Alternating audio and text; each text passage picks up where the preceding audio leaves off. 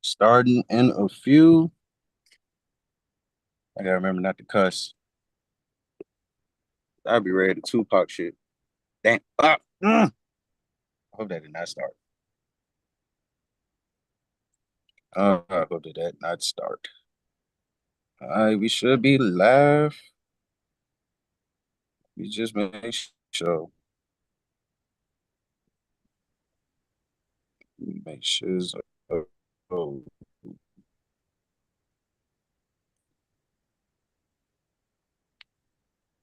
I'm assuming we live, but give me a sec. Let it cook. Let it cook. Let it marinate. All righty, we are live. I think. Yeah.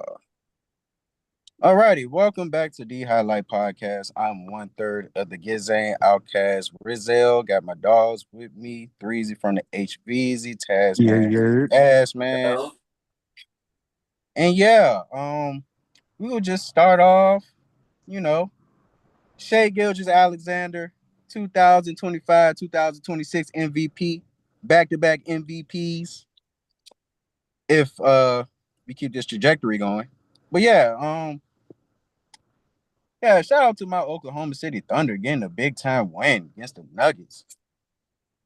With Nikola Jokic back, he's been hooping since he came back. They ain't had Peyton Watson or Eric Gordon, so that might have contributed mightily to their loss. But shit, we ain't had J Dub or AJ Mitchell, so I would say it was a clear or a clean playing field. I mean, he kind of had a bad shooting night though too. Well, who? Overall game, it was decent. Overall game, he had a great game, but like shooting wise, scoring wise for Jokic, it wasn't all that though. Well, you got That the best nigga, defense in the league played against him. That's what happens. it won't even just that, bro. That nigga shot what 2 for 9, 2 for 10 from three. That's with no defense. So I mean, that's why I say he just shot horrible too with that one. So what about the other plays when he was getting clamped up? I mean, the other play. I mean, I didn't really see too many plays where he got that much like clamped up. I mean, I still I mean, seen he him got like. plucked by Caruso, blocked by Casey Wallace. He's getting clamped by Isaiah Hartenstein. I ain't seen him really get clamped that much by that. Because he still, whenever it Okay. was like a one-on-one situation, then that's when he still took him to the cup and was able to still score them. And most of the time, He he was made passing like the ball. 10 field goals out of like 20 something. Most of the time, he was still even passing the ball too, though. I guess. Okay. Well, by a 3-time MVP standards, that nigga won't shit. I mean, he had 14 points. 14 points and 17 rebounds, not shit. You just say 14 points. I mean, man, you know what the fuck I'm saying. 14 assists, 17 rebounds. That's not shit. Not for his standards, no. Not for his standards. Okay. All right. Because he does that every fucking night and usually wins. That's why I said he had a bad shooting night, though. Like that's not Jokic. I just think the defense got something to do with it. Like, I mean, we ain't gonna just say he my missed bad. open I ain't shots. mean to say like I'm not trying to say like the defense didn't have nothing to do with it. Also, I'm just saying the nigga also had a bad shooting night too. Well, Shai had that great of a shooting night too. I mean, shit, the nigga ain't even played. I mean, the bad thing is y'all won in OT without the nigga, without even most of y'all like starters for real. And I don't remember that nigga Jokic doing shit. Shooting the ball bad in OT, taking dumbass three. Well, not even taking dumbass threes because he was wide open, but this nigga basically was like letting Jamal Murray cook. I mean, Murray, he did have the high hand, but I mean, I felt like Jokic should have took over a little bit more in OT. Because even Murray still had he was still battling like flu symptoms and shit too, though. Type shit. It looked like it though. Nah, it ain't look like it. Shit, nigga had what, 30 or something? Yeah, 28 or something. Like good 37.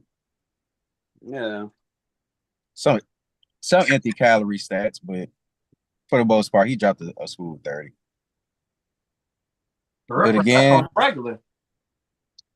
Again, though, I think the defense had a little more to do with it. Whether it was like missed wide open shots, we were conceding those shots to him, and he wasn't making it pay. So, I mean, I think the formula that we had was pretty decent.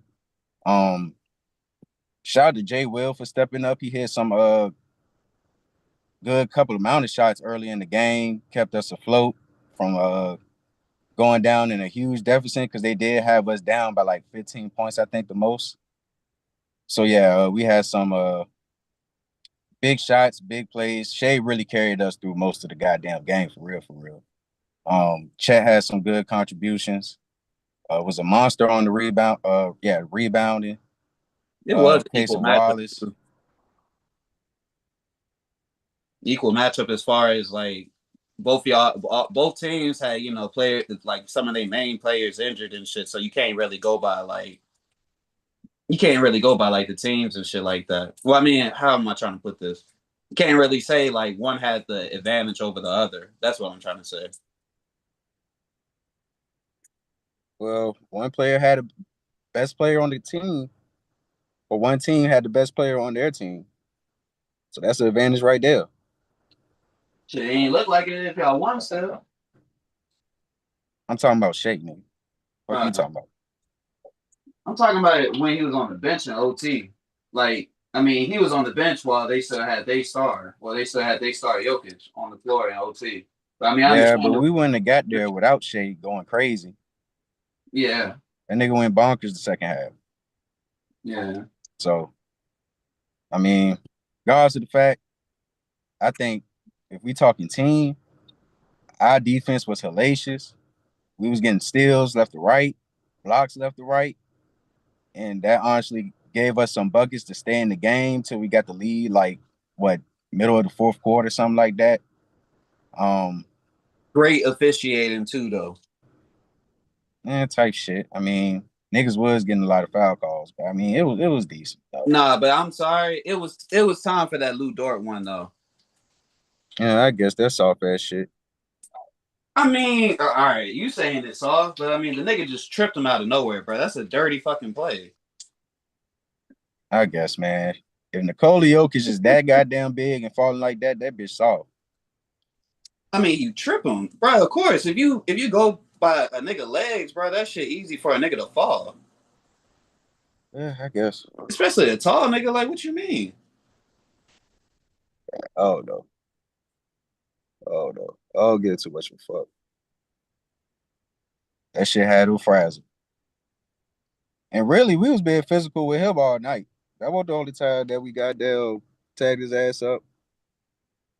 But that's what I'm saying, though. That's what I'm saying, though. They finally, like, I mean, y'all ain't keep doing dirty play after dirty play the whole game, but I'm just saying they finally caught the whole, like, dirty shit. Well, they finally put a stop to, like, the dirty shit, basically, like, with the dirty. Yes. That nigga be dirty too, so. At first, they was about to just call it technical. But then they went back and re-looked at the shit, and then they said, nah, we just going to throw this nigga out the game. Try to help out Jokic ass. Bruh, it won't no help to Jokic because they still lost. He had a flagrant. Well, even if they lost, they still was getting help. But matter of fact, yeah, they gave him a flagrant too. That's some bitch ass shit. That little ass love tap.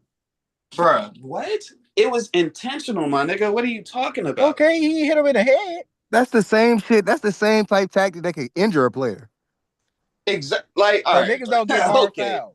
Niggas don't get cheap shot hard foul. That wasn't a hard. That was intentional. It was intentional. Like, most of them are fucking intentional. That's why they get a flagrant. I mean, that was intentionally malice, bro. You should look at the play. Did you see the play live? Yes, hold on. So you fucking hit checked him. If he tore his ACL off that shit, what you be saying the same thing? Hold on. But if he did, hold on. But look though, if he tripped the nigga the first time, what makes you think he's not gonna try to keep doing that shit again if they not gonna call it? Well, if he did it again, that's when you give him another flagrant. Bruh, what? Oh my god! All right, come on now. Y'all Why niggas not just started watching NBA right there? Y'all niggas just started watching NBA. How many fouls have we seen? Hard fouls when niggas still stay in the game, got a flagrant one. That's why there's a flagrant one and a flagrant two. My nigga, we haven't seen players just sit there and randomly want to just trip somebody and not get a flagrant called on them. Okay, so all these niggas every time fighting, we have seen that, they called a flagrant on them. What are you talking about? And it's usually a flagrant one. No. Y'all acting like the nigga punched them or something. Bruh. or kicked him. He tripped Not him. no shit like that. I seen plenty of niggas get tripped and stayed in the fucking game. They usually get a fucking foul. Not no shit Not like even that. flagrant. With Dort's reputation, no. They seen That's this shit probably the before. first This time he shit's got all on ejected. film. That's crazy too. That's probably the first time this year he got ejected. Exactly. But we talking about reputation. Okay. Because he be I getting mean, if away you with the watch shit. the He be film and getting all the away with times when they hacking. complain about like him fouling and shit, Getting what do away you with mean? hacking is not the same thing as flagrant fouls. Rob, ain't that what you just said? Like, it's about time. Didn't you say something like that? It's about time they caught the foul or some shit. Then you Yes. said, yeah, like, yeah, he been getting away with this shit for a lot. Like, Lou Dort got a whole nickname. Niggas call him a baby linebacker. So from the other cheap shots from the other players, why they ain't get tossed out for flagrants? My nigga, they didn't try to trip him I up. mean, my nigga, they didn't try to stop in a track while a player was backpedaling and try to trip a nigga, like, intentionally. Like, In a what? close What are ass we game, talking in about a here? close Like, ass game in the fourth I quarter. guess. I ain't gonna keep arguing about this Man, shit. y'all just sound like some soft ass bitches to me. No, you just sound like a We talking delusional about, motherfucker. Like for real. That's do crazy. I really? Because we talking Nigga, about a nigga because if it getting was tripped. anybody else, your bitch ass would have said your bitch ass would have sat I there would and have said, "Well, said that's yeah, a it's a good flagrant. I thing." wouldn't say take him out the game because he got tripped by Bruh, some feet. all right, whatever. It Usually ain't no point in flagrants keep are arguing from with a nigga that's punches gonna be and delusional kickers. about the shit. I'm just saying. I mean, we acting You like the not saying nigga took nothing, off and bro. You stole just that. sitting there just being biased about the team. Like we get it that y'all won I'm and not shit, and it being was a biased. Can great you name game. me another example when somebody got tripped or pushed and got kicked out the game? You said give you another example. Yes. You don't see that shit happen too many times. That's the thing. Okay, so then please be quiet. Because if you can't give me another example, then what the fuck? Oh, I mean, I can look this shit up and give you an example for real. Please take your time to do that. Oh, it ain't gonna take that much time. Well, I'm glad that we got physical with Nikola Jokic because, last year in the playoffs, we did have a couple players say, hey, Nikola Jokic, when he put that pressure on us, we did have a little fear in our hearts. Like, we were a little fucking nervous. And I feel like now that we got over that hump, at least last year, this year, this is the first time we played them. So I think, with them coming to our home, yeah, we had to send a message. And I think that message was sent when Shai threw the ball at Jokic the first time. So I feel like when that happened, that kind of set the tone. Like, oh no, this ain't no friendly shit today. Like, it was another play with Lou Dort. He didn't. He was handsy with him, and they did call a foul. But Jokic ended up pushing him off, and then Aaron Wiggins came in, and then he pushed him. He was like, "Fuck, nigga, move!" Like, so all that shit happened in the first quarter. So that set the tone. My nigga, yeah, Grayson Allen too. Oh Now yeah, he Grayson definitely was Allen. one of them who always do a cheap shot and they'll throw that nigga out the fucking game. Now that's your fucking answer, bitch. Is that a trip at Duke or the NBA? Nigga, that's in the fucking NBA. Now you talking about niggas just started watching back? All right, bro. Nigga, All I right, just asked. all right. That's crazy, Bro, I literally just asked, was it in the NBA or college? Because he did it in both. nigga. That's both. The nigga been in the NBA for some shit. You think that shit is gone? Like what? Okay, you got it.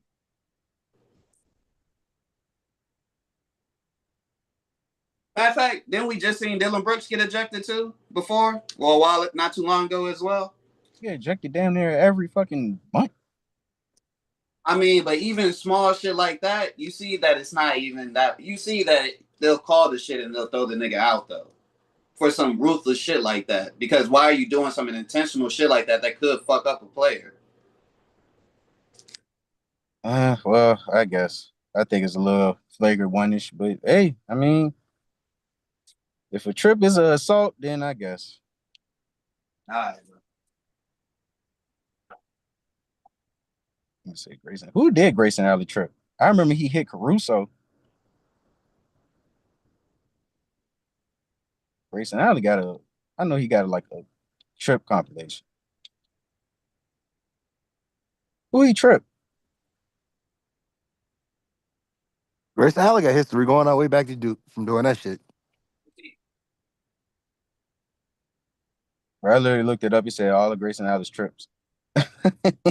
This shit a minute 30 seconds long. I don't see nothing about no NBA, but I'm pretty sure it's in there somewhere. I see crazy ass push. That's a rejection. Anywho, I'm glad my niggas fuck around, stood their ground against Jokic.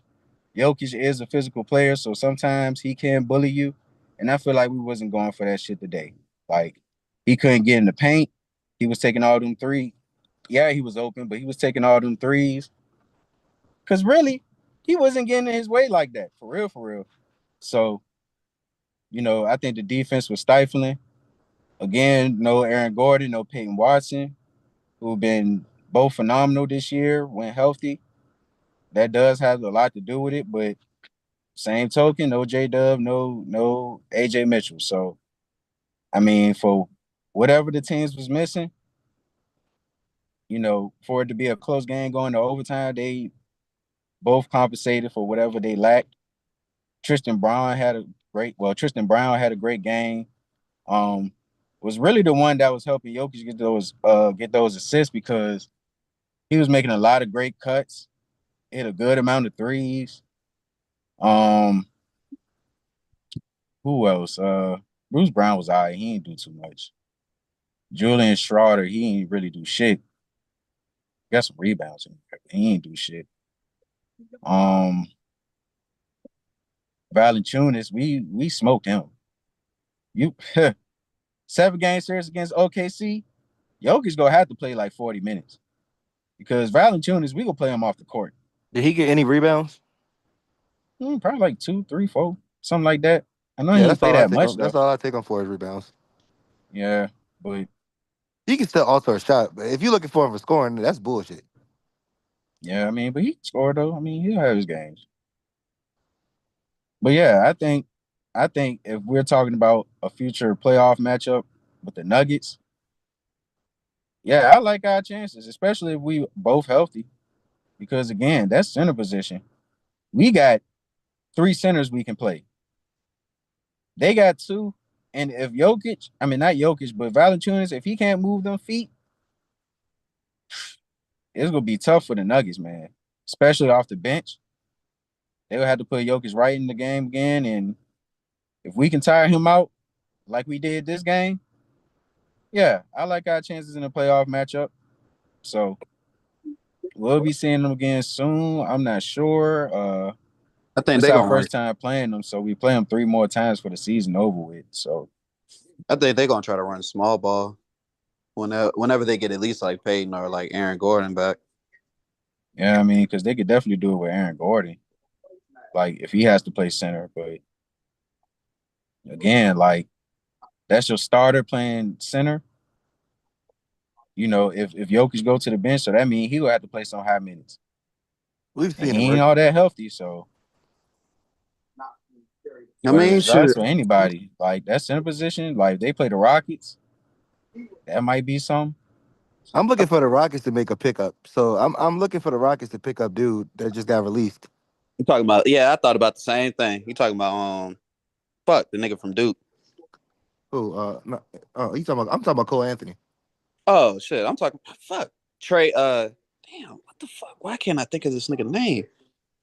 He just was, Trey, huh? Trey. Fuck, me Yeah, and Rail was having. He was on Orlando squad at first too at the beginning of the year, but then he got traded. Cole Anthony. Nah, it was somebody else. Tyus Jones. Yeah, Tyus Jones. Oh, yeah. I'm looking for them to pick up a guard. So like, yeah, maybe they'll be more favorable late season. But I was just saying that because somebody said a good matchup with Houston. So I was just like, I expect them to get a point guard. So maybe the matchups will work out a little bit better for them. Houston not ready. Well, I was talking about the center position, but I mean that guard position definitely can help Houston, but you know, I'm I not would too say sure. Houston got Clint Capella and Steven Adams, right? Is Steven Adams still hurt? He out for the season. Oh damn, yeah, he is out for the season. So yeah, they still got a three. I mean, they can put Jabari Smith at the 4. I mean, at the 5. And they got a good big man rotation. I mean, I wouldn't really count them out. I mean, as far as like if we talking about like so How are we looking at Minnesota? Because Minnesota is solid. I mean, as far as contending Western teams, I don't even think Minnesota ready to be honest either. you don't think so? The last two Western Conference Finals, not ready. I don't know. It just don't seem right this season. I mean, of course, I'm gonna go with right now. I'll be casual and go with right now. It's just looking like Denver, OKC, and the Spurs for coming out the West. Mm, okay, I like Minnesota. I like Minnesota and I like I think they're Houston a too. team better than last year. But are they I, better than those three teams though? who is the AC right now? They can contend with them. They might slightly be worse, but I think they can contend with them. I don't think any of those teams will sweep them.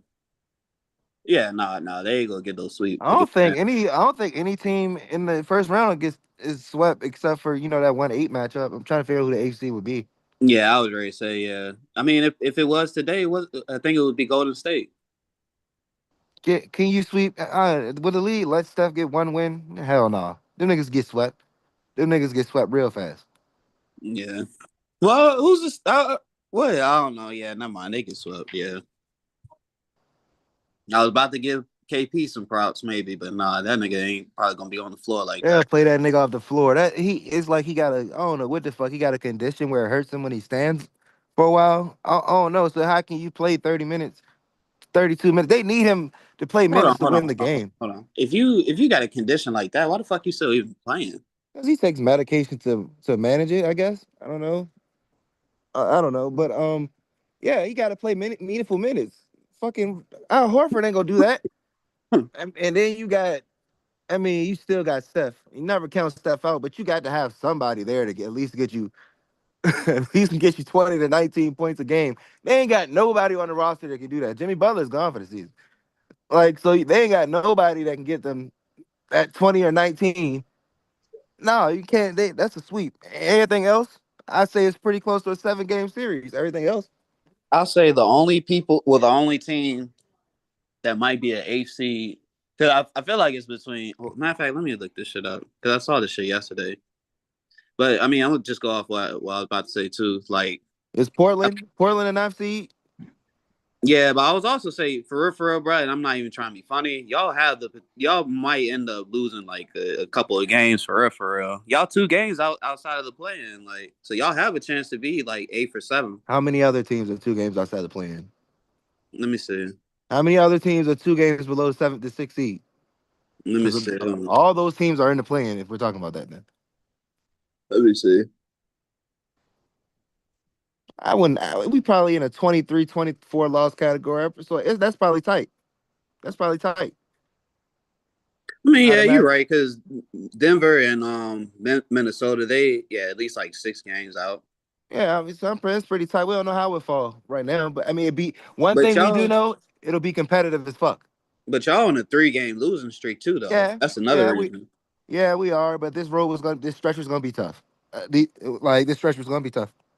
I, I'm surprised. I don't even think we beat Orlando. Shit, we lost to Orlando by a buzzer beater. So like, yeah, this stretch was gonna be tough. And I said going into this stretch it was gonna be like for us to prove ourselves.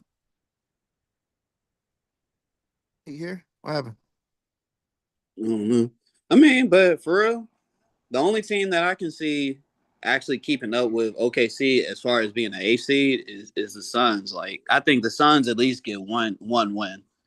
So the Suns got Devin Booker. He's injured. Yeah, he's injured, but I mean, by playoff time, they got Hi- him, they got Dylan Him, Brooks. Jalen Green, Dylan Brooks, Mark Williams. That's a good squad, but when you got to go to that bench, then what? I mean, you still got Colin Gillespie, Josh Okogie, fucking Grace, Royce O'Neal. So Grayson you at least Allen. got shooters, yeah, and Yeah, Grayson Allen. Yeah, I mean, you yeah. just got shooters really though. But Shit, didn't we just lose the Heat? We just lost the Phoenix off a buzzer beater by Royce O'Neal. Bro, we losing to teams that we lose to teams that got great perimeter players, like perimeter guards. Like, man, we lose to anybody that got a good because shit. Can't nobody on our team can't stop nothing. So yeah, you right. Shit, we might go into the game. We might go into that joint off a 5 game losing streak, some shit, bro. But like we like, so I don't know, bro. As far as that, yeah, we might be that AC. And I can't see the Thunder sweeping us, but I can't see us beating the Thunder either. So like that'll be like hell. They'll go to work on us. Shea would fucking literally have a fucking picnic with Luca. Bro, Like literally, all they would really have to do is just disrupt y'all offense in the slightest of way, bro. And I feel like it'd be cooked. it'd be fucking cooked. I'm talking about by third quarter, every game will be cooked down by like 12, 17 or some shit like that. It But wouldn't even that's be. but that's Nah, why I say I don't even blame like LeBron for real, for real. I kind of blame a little bit of the office, and then I blame like DeAndre Ayton for real, for real. Like, yeah, we just need to like just go ahead and just finish the season and just go ahead and do what it do, man. no, he gone. He Yeah, he gone. definitely gone. He definitely gone. He ain't been saying nothing positive about this shit. Like he ain't even been hinting about nothing positive. Like I think he just let the businesses thrive in LA and just take it back to Cleveland. Like All that shit he was talking and at the beginning of the season, like, and he was talking about like he work out with the nigga, like, bruh, this is why. This is why niggas will you constantly call you you trash. you'll hear it when he leaves. You'll hear it like how he was displeased. The team didn't do nothing do for trade through the trade. They didn't go after nobody big. Like he was displeased by that. So like yeah, you'll hear about it, bro. You'll hear about it. He That just number. ain't gonna talk about it now because it probably would distract the team. And LeBron's smart enough to know that it'll probably distract the team. So like he ain't worried about it now. Like, but he gotta sit back in the locker room and look at like, nigga, this is another year that I failed because this team ain't gonna fucking do nothing in the playoffs. Like you can look at this team and see that we're not gonna do nothing in the playoffs. Like we're not gonna do nothing substantial. Like if we get past the first round, it's gonna be a 7 game series where we're gonna use all of our forces. Hopefully, we don't lose no players going through the series, and then we got to play either the Spurs, OKC, or Denver. Nigga, like, hey, come on now, like you got to run into those three-headed monsters. Hopefully, one of those teams play each other in the first round. Like so, like yeah, that's just a wrap. If you ain't the top three teams, like if you ain't the top three teams, like bro, it's gonna be hard, bro. One play 8, two play 7, three play 6. Mm-hmm. If you ain't one of them three teams, bro, you ain't gonna get one of them lower seeds and play. And even if you're the 6th seed and it's Minnesota, you know what I'm saying? That's gonna probably be a fight fest. You know what I'm saying? Because at the end of the day, that's a great ass thing. Now, niggas don't want to give Julius Randle his credit, but he is a fucking. I'm not gonna say he's a lockdown defender for a power forward, but he is a serviceable defender for a power forward playing behind Rudy Gobert. Niggas don't realize that is a great front court for a defense. You know what I'm But saying? So you so see, like this is what I mean though about like Minnesota not being there just they're yet. dangerous. They get a point guard, they're dangerous. They And got then Ida Sumu, right? it's also like fucking Jaden McDaniels at times. Like he has great games, but then sometimes bro just don't be showing up in the right moments at times. Like If they get hold on. Like what? Like didn't last season he was putting up like numbers in the playoffs or some shit? he was, but then against OKC, that nigga was kind of like a no show, especially on the defensive end. I think he was like I think he was like burnt out by the time he got there. Like, but like he remind me of like a Tayshaun Prince type. Like if he can get his offense going, everything downhill from there. If you got Jaden McDaniel scoring 20 points on top of Edwards getting his 30, oh, you gonna have a good night. You gonna have a good night. With Julius Mm-hmm. Randle getting 22, fuck yeah. That's why I say they dangerous. They dangerous. Like them, Houston, outside the top three, and them Houston, and I want to say, what is Portland? Where's Portland? Portland's fucking sorry. Portland just got beat by 50. I mean I don't they even know what I'm talking about them. Like they just got beat by 54 and wild ass shit like that. they ninth in the joint right now, but yeah. Like I said, this shit pretty much like a wrap as far as like who we gonna see in the play in and playoffs. We probably get a better conversation talking about the East for real. No bullshit though, because I mean Memphis they 5 games out of the play in, so I mean really the Clippers that made at least like the 10th seed for real, for real. Like, well it's gonna be Portland and Clippers battling for that ninth and 10th seed. Like, Shit, Kawhi already said it seemed like the team don't even want to fight no more. man, I mean I wouldn't be surprised if they did just came out of nowhere and like tanked, because then that means well that's crazy then. They That's gave a up James Harden right in the middle of their streak. Yeah. And it's clear as day that Utah's doing it. It's clear as fucking every fucking day they're listing a player out. My nigga, the best player in their lineup right now is Philip Kapowski. Nigga, Kevin Love might be the best player on the team right now. Yeah. They are tanking. And it'd be fucking ironic if they end up with like the fifth pick. But I guess this draft is so generational. All the every like it like you just want to be one of these 1 through 5 picks. Like pretty much. You don't care about if you got the first pick because I believe the first to the third pick, regardless of how which way it falls, I believe all those three players, the first to the third players, are first round picks. I believe they're first pick potentials. So it's like they're failing to get the 1 through 5. If you can luck up and get Darius LeCuff at 5, bro, you like that's he's a franchise leading point guard. I think Darius LeCuff is. I think Carla Cam Boozer, he's a generational point. I'm not gonna say he's a generational talent, but I'm saying he will be an all-star. Like that boy Darren Peterson will be an all-star. Like so yeah. Yeah. You fuck around. Philly can get this bitch. Bro, Philly owns some picks. Bro, Philly can get the fucking. I think Philly own a couple Memphis picks or a couple Utah picks. I don't know how this shit go, but I know Philly owns somebody picks. Um, it's crazy. Yeah, no, Philly owns some Brooklyn picks from the Ben Simmons trade, right? Hmm. I'm not mistaken. And the James Harden. Oh, where did they trade James Harden to? They traded James Harden to the Clippers. But OKC owns the Clippers picks. So I gotta look that shit up. But yeah, okay, so you can go back to looking at the Clippers as food because shit, they fail as much as they keep failing. OKC stock going up, bro. Like so, it's like you said, this next 2 years, bro. It's gonna show, bro, who the face of the league gonna be, how the league gonna shift once LeBron go like to Cleveland or whatever. Nigga, I just seen a report that I think you shared. It said the Knicks are probably looking at him. I'm like, hell no, bro. Nah, Darrell shared that. I seen it, but I wasn't even trying to entertain that because, bro, they post that shit every year. And I'm They like, they post LeBron going to the Knicks or thinking of or that possible trade where LeBron goes to the Knicks is supposed to happen. Like it's never gonna happen, that shit never gonna happen. And they're like, why? Why? bro. It's only two places that nigga going to. And you like Cleveland. that Golden State shit. Yup. I don't care. Cleveland and Golden State. Golden State, if he wants to stay in California and It's all good. It's all good. It's just is LeBron willing to take a fucking player of a veteran minimum? I mean, You I have to think take at a this veteran point in minimum to his win a career, if you championship. just saying that you want to hoop, you'll take that veteran minimum, If you bro. want to take that veteran minimum, I'm pretty sure everybody would take him.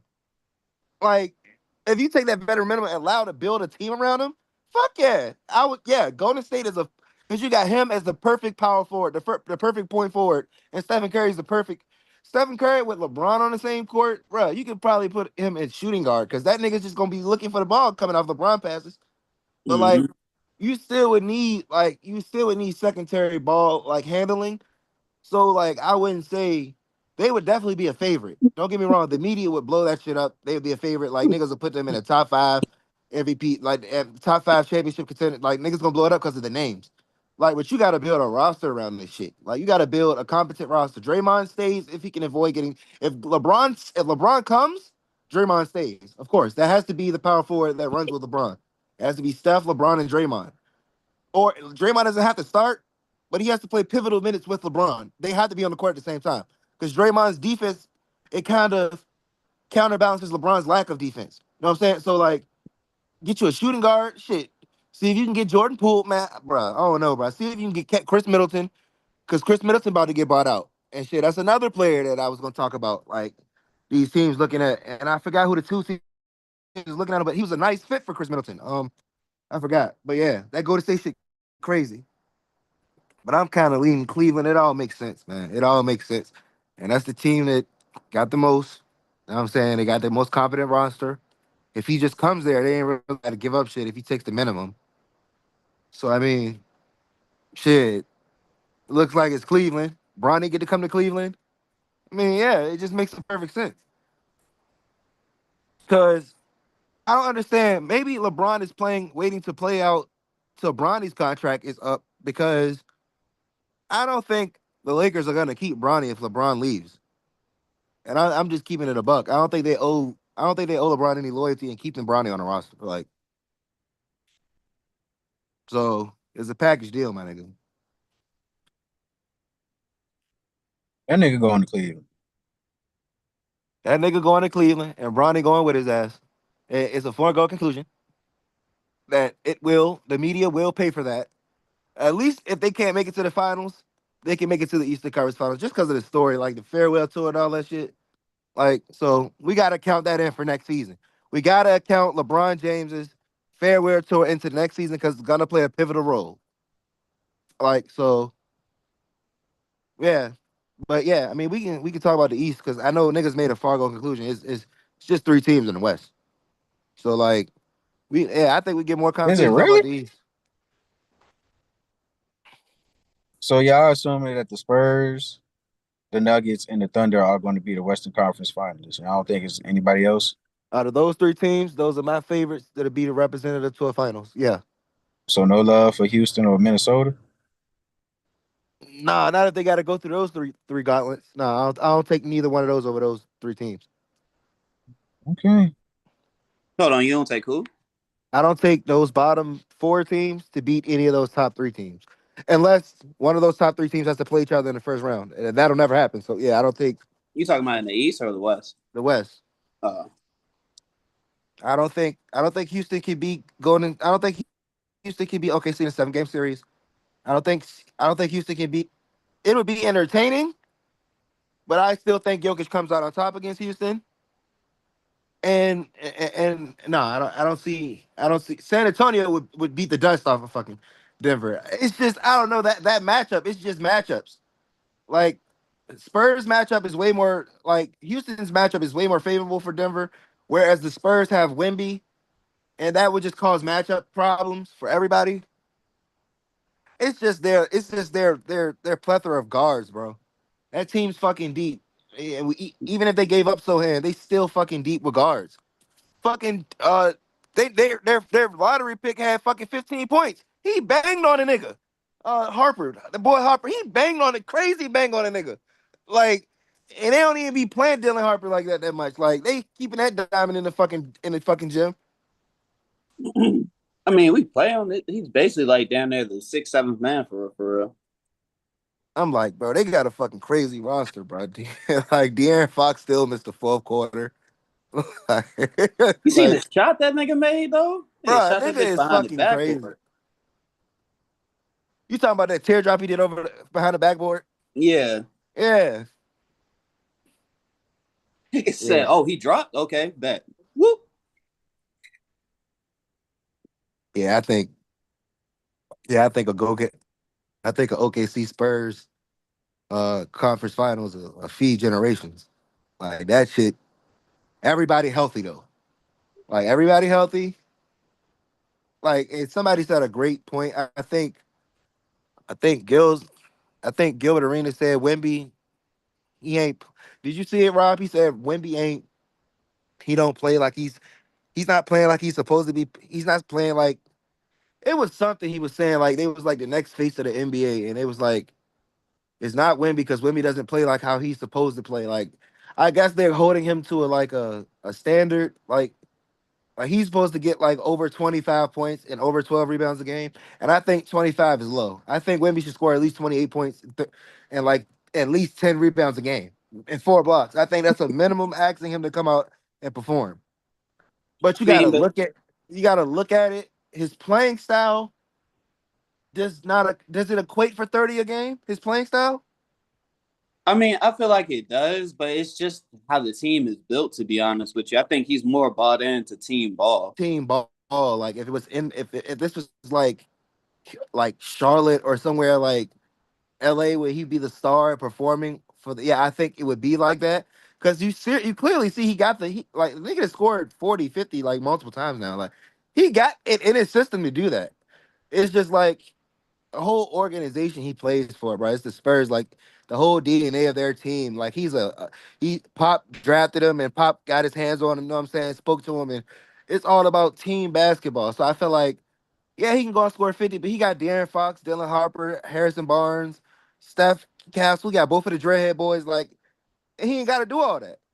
I feel like Like, he's so just keeping everybody happy with that shit, though. the most they need him to do is give his maximum effort on defense, and I feel like he's doing that every night. I feel like Yeah, he's doing that every fucking night. He's going out there playing the hardest he can play on defense. Like this nigga is third year in the league, and he's single handedly revived the All Star game. If that shit was 4 quarters, 12 minutes, I'm guaranteed. I'm saying it right now. That shit, it would have been the best All Star game of all in the recent memory. If that shit was like regular 4 quarters, and we got to see like Kawhi go off for a full. I'm talking about why would you take Kawhi out of the game? That's what I'm saying. That's how hot Kawhi was, my nigga. Like, and that shit would have been a sneak MVP, Joe. Because who the fuck thought? Now I did say Kawhi would win it because it's in LA. A casual can see that if they're playing in the Clippers arena. Of course, I seen that, but I'm like, bro, who would fucking think Kawhi Leonard at this old age would get MVP? You know what I'm saying? Like this shit, he single handedly revived that shit. Next year, they should just leave it as it is, like East versus West. If Wemby's playing, them niggas gonna play, bro. Like, oh, them niggas is playing out that bitch, bro. And I fuck with Wemby. He's bringing that tough. He's bringing that, like that nigga don't be playing, bro. If you look at Wemby face at games, that nigga be 100% passionate about the game, bro. He ain't playing like. That's what I love about him, bro. And I think the whole team is breathing that shit, bro. Like I be seeing his other plays, he be wide open, like he'll get a block and he'll run up the court. He be streaking for that bitch, clapping his hands, and it'll be an open play where like they'll throw the ball to Harrison Barnes in the corner, he hit a three. He be just as hype as he would have made the play. Like I be like, yeah, bro, that's fucking great team chemistry. He was wide the fuck open, and they passed the ball to a wide opener man, and he made it, and he still was happy. Like I'm like, yeah, he gonna fucking like he's a team captain, my nigga. Like I fuck with that shit, bro. I ain't think niggas would respond to him like that. Like, yeah, I'm gonna turn this shit up because these niggas soft. And he's a European player. The way his European brother didn't show up for him, like, like now I'm trying. I'm feeling what Rand was feeling like. Luka come out that bitch and shoot, play a fucking half a first quarter. All right, I satisfied you, American bitches. Now I'm out. Jokic too good to even step on the court. Like, yeah, like now I see, now I see. Niggas do need to get slapped in the mouth by a couple of Americans to well shit, Dort wasn't even American, but yeah. The point of the message is, yeah, them niggas need to tighten up and be more fucking physical. Stop being soft. Cause my nigga, the Spurs is coming, my nigga. They coming, pause. They is coming. bro. They is coming, my nigga.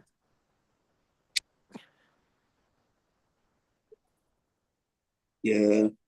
Nah, I'm definitely interested in this playoffs this year, bro. This shit gonna be oh man. Because really, I mean, in the East, like I said, I'm still going with my dogs. We gonna make it there into the finals, but then it's gonna be a toss up as far as like who gonna be really in the Eastern Conference Finals. Damn near like who's to say Philly don't turn up? You got Toronto that could turn up still. I mean, James Harden, he may got a broken hand, but he still have time to come back before then still and play just about the same without minutes restriction. And then you got man, Boston still on taking that number 2 seed. That is Where's crazy. Charlotte at? Where's Charlotte at? Yeah, Charlotte. I mean, they 10th seed, so I mean they in the play in at least. That's been one of the hardest teams since coming back from All Star break, right? Yeah, I mean, so they really in the battle, but with Atlanta and And Milwaukee for Chicago. real. For real. Nah, I mean, well, they 4 games out of it, but they on an 11 game losing streak too, though. So yeah, Oh yeah, nah, yeah, yeah, yeah. yeah, Yeah. I ain't going with Chicago. Chicago and Miami own the fucking play-in tournament. I already say Chicago. I think they taking anyway. That's why they gave up so many players. That's why they and teams gonna start doing that poor roster construction so they can lose games. Like so they because like eight of their roster mates are like guards. Or is either a shooting guard or a point guard. So Like like their tallest so person, I think, is Nick Richards or something. yeah, so like when one of the big men get hurt, they can make an excuse where they can play all guard lineup and lose. So the league ain't go investigate them. Like, bro, teams just go the crazy lengths to lose. Like that shit crazy to me. Like, so yeah. I mean, I think Sacramento was doing it a little bit too. I think Sacramento was doing it a little bit, and the Pacers started to do it, but I think The Pacers are a sneakingly competitive ass team. Like you might fucking lose to Indiana one game. You don't know. They might beat you. I'm saying like fucking the Spurs might play Indiana and Indiana might win by 7 points. I don't know because they sneaky. But yeah. Oh, did you know Ben Mathurin plays for the Clippers? Yeah. You like that pickup? I love that pickup. I mean, yeah, it gives him and Darius Garland a chance to work out something in Los Angeles for real. And he don't have to worry about well, I mean, he's a team ball player from based off of Rick Carlisle though, but he's also like he could be like a one-on-one kind of player too though. So yeah, I feel like he just needs to develop more on that more so than the team ball aspect. So then in times where he do need to kind of take over the game, then he Yeah, already has that in his repertoire. Just can cut that on easily. Like yeah, because Tyronn Lue is definitely not a team ball coach. He's definitely loves ISO players. yeah, I mean shit. They said Shump was talking about it, and they said he drew up a play, and LeBron just said, "Nah, I'm not running that." And then he was just like, "All right, he said, "All right, I'll see into it." Yeah, I wouldn't blow that shit out of proportion because imagine how many times LeBron has done that. Yeah, Imagine how many times LeBron has. Imagine how many times LeBron did it to David Blatt. Like that was them hiring David Blatt was just like a LeBron undercover coach here. LeBron was coaching that team.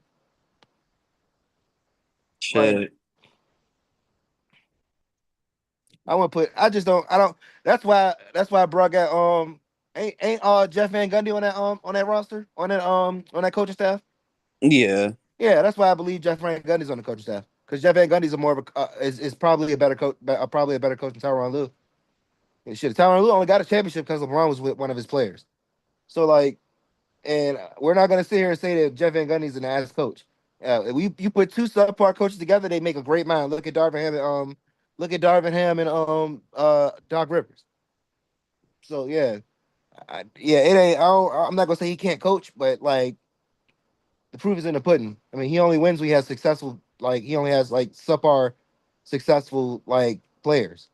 Now I can make a case. You can say that about any coach, but like I think some coaches work out better than others, like Billy Donovan, like Quinn Snyder. Look what Quinn Snyder did for the Atlanta Hawks. He never had like no generational, you know what I'm saying, standout play. He had competent teams.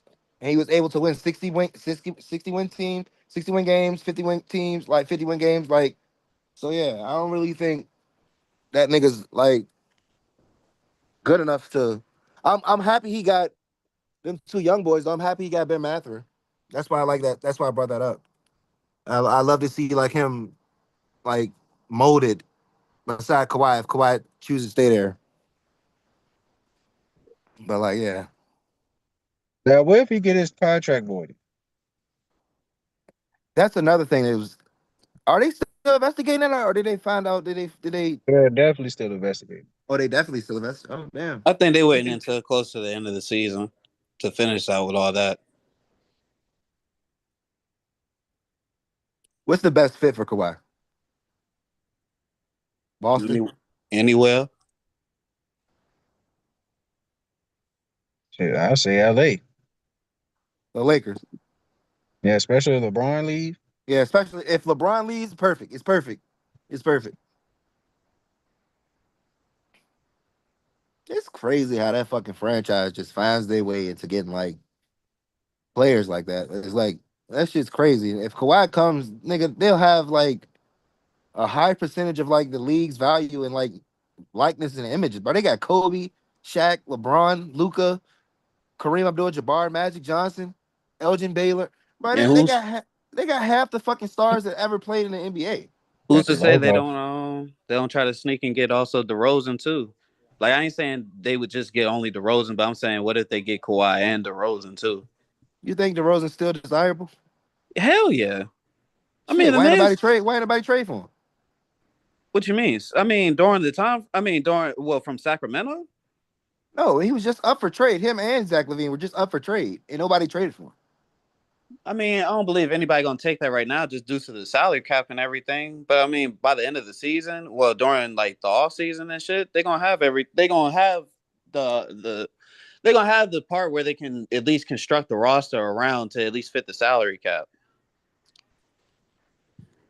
Like, I mean, it's kind of tough to do that shit during the season. Like, we may think like, all right, yeah, they may need to trade and do all this. Like, even that Giannis trade for like niggas ain't want to do that shit because it could set them back, especially what New York did when they first traded for like when they first traded for like Carmelo and shit. Like, and they could have just waited into the off season and got a way better deal and be able to have the team actually stack. Like, that's what the Knicks is going to end up doing with at least like if we don't win the finals, and yeah, of course we're gonna sit there and try to go after Giannis and probably try to trade Cat or something. Well, Cat and probably like OG or whatever, or might even break up the Villanova crew for. In real, I'm waiting for Wednesday, man. For what?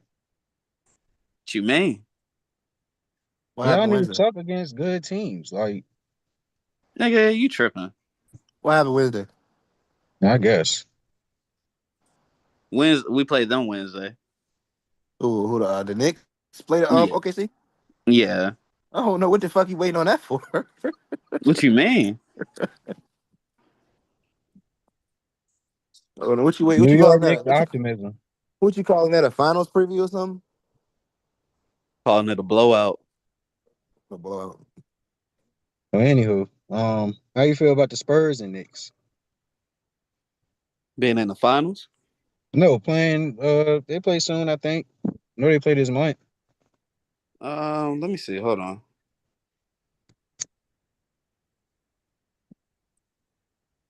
I want to say the end of the month. You gotta be in the middle. Do they show next games and shit? I don't think they show the next games. That's one thing about the real app. It don't show like who they play next, unless I'm missing something. Oh, calendar. Okay. Okay. So damn, yeah, we play them tomorrow. You right. We play them at 1 o'clock. That's dope. Okay. Yeah, so go ahead and talk about whichever team you claim. I don't know where you stand. I mean, I stand on just saying a great matchup. I mean, like what you got it. Like, I mean, I'm not trying to go against the two for real, for real. I just want to see a great ball game at that point. Oh, Okay. The Spurs play the Knicks Yeah. tomorrow at 1. Mm-hmm. Oh shit! So you gotta have like you gotta have somebody you want to see win, nigga. What you? I mean, it really don't matter to me. You just want to see a good game, that's all. Ain't nothing to it. That You is gonna be a can't good pick. game. Though. That's gonna be a good game. Though. Just want to see a good competitive game, man. Mitch Rob healthy. For real, this is hell yeah. He played last night. But this is gonna be a tough, like what, 10 games? We got the Spurs, we got the Raptors, OKC, Nuggets, Lakers. We gonna that Nigga, ain't too go ahead. that ain't too tough. I mean, after that it lightens up after the Lakers for real. Well, I'll say after the Clippers because they kind of be some sneaky bitches too. But shit, for real, after that, it's just the Jazz, Pacers, Golden State, Pacers again, Nets, Wizards, Pelicans, Hornets. Damn, so right at March 31st is like the last game. That's crazy. No, I got April games. Oh damn, yeah. Oh, I'm tripping. Okay, not. See, yeah, I'm getting used to the real app with this part. Yeah, Stay playoffs gonna off. start. Playoffs gonna start to like April 12th. I mean, it's only 6 games in April anyway. Yeah. Last couple games. Shit, Playoffs start around 420. we got the Hornets the last game. Okay. So Yeah, based off that schedule, do you feel like y'all will be able to catch us with this first seed? I'm not really worried about. Who y'all play? Who y'all play? We play. I know we play a whole bunch of East Coast teams, so I know we play the Celtics twice this month, I believe. We play the Nuggets again soon.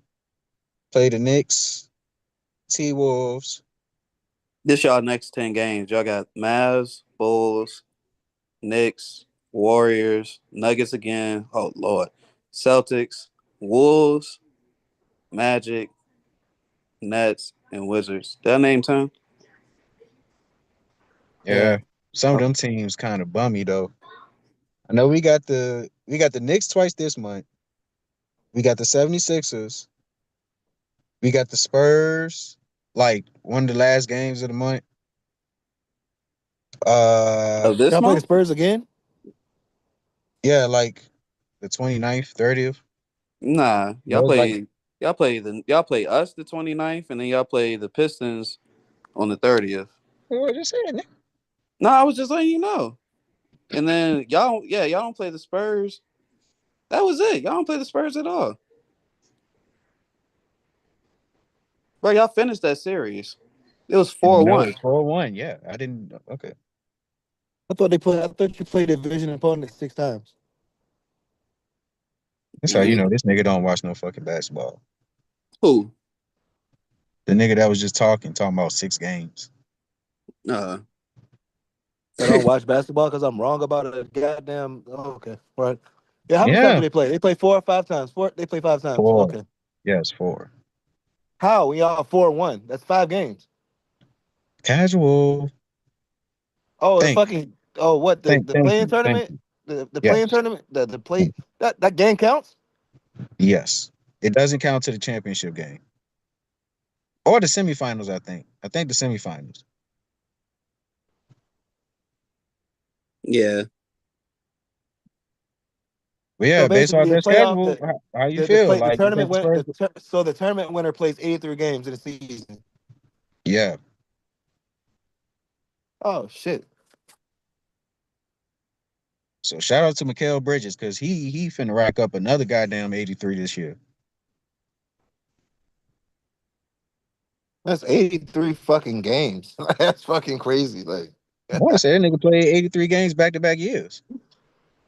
Or it was at least the Brooklyn year, the year he got traded the first time. Now that I think about it, to Brooklyn, he played like an extra game. That's crazy. I wonder how many NBA players in the history of the game got like over 82 games multiple times. But yeah, I think he's more shit. I think he's more desirable in a trade for anybody because he gonna show up.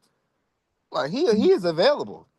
Like and anybody can use him, Mikal Bridges. I mean, his skill set is like team oriented. Already been to a finals. One of the best defensive players, consistent shooter. Well, not too consistent, but respectable enough to be consistent. But yeah, so how you feel about the Spurs? Like, do y'all think they gonna overtake the number one seed? Because they're in a good trajectory. I think they're 2 games behind. yeah, we found what's their next 10? Anybody knows their next 10? I can look it up. Just said it. Got Knicks, 76ers, Pistons, Rockets, Celtics, Nuggets. So they got a little gauntlet, but it gets light towards the end. So they could be playing like a whole bunch of sorry teams. I mean, So they it'll clearly be, got an inside track as far as scheduling. Like their yeah. schedule is not as hard as ours. So it'll be interesting. That's what I'm It'll asking. it'll Me definitely be. personally, I was the one that said like before Shea came back, I was the one that said they was gonna overtake it because I thought Shea was gonna be out a little longer. But now that the MVP is back, you know, I feel like the MVP gonna do MVP things. We gonna start gearing up for this playoff run. Start playing a little better basketball. We got some tests, so we definitely got to bring it. But I think we go hold on to that number one seed.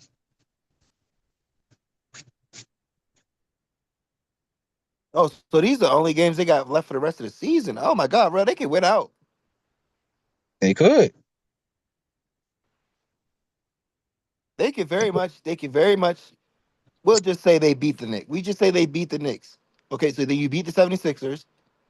That Pistons game, if they can get past this Pistons game, nah, They I mean will be at home. it's a fucking gauntlet though. It's a fucking gauntlet. Like if they can get past this Nuggets game, then I say they'll win out. They can win out very realistically win out the rest of the season. Like now before that fucking pit now before that Nuggets game, they got the Celtics, Rockets, Clippers, pit. Like yeah, that shit. Yeah, it's gonna be interesting. It's gonna be interesting. They're gonna be physical. Ah man, did we think the fucking Spurs were gonna be this good at the beginning of the season? I mean, you was the one that had the standard of them being the top three seed, so kind of. Me personally, I didn't think they were gonna be this damn fucking good. I thought they had a lot of talent and they was gonna have to figure some things out youth wise, but clearly that is not a problem. They have an 11 game winning streak, bro. Yep, rolling. Even some of their bad games, they still turned it up. Fuck around, get a double digit lead.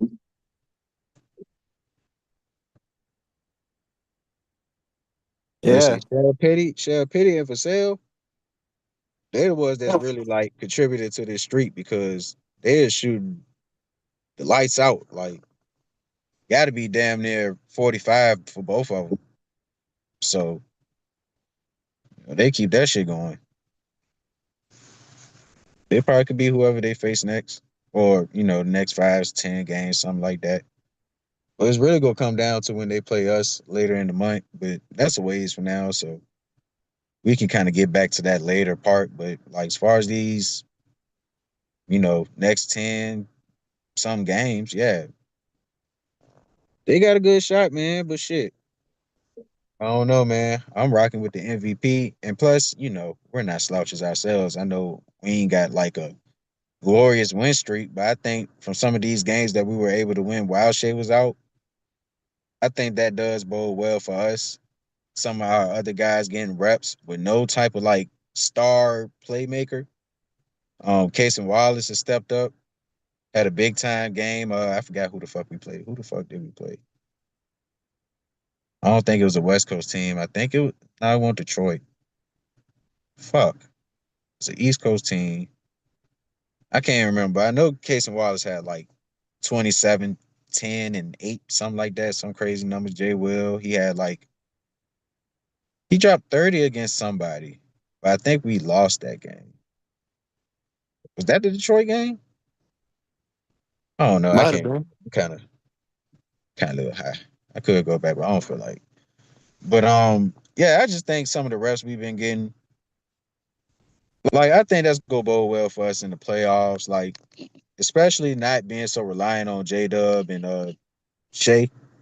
So yeah, like I think we had a little growth spurt dealing with these games without Shea.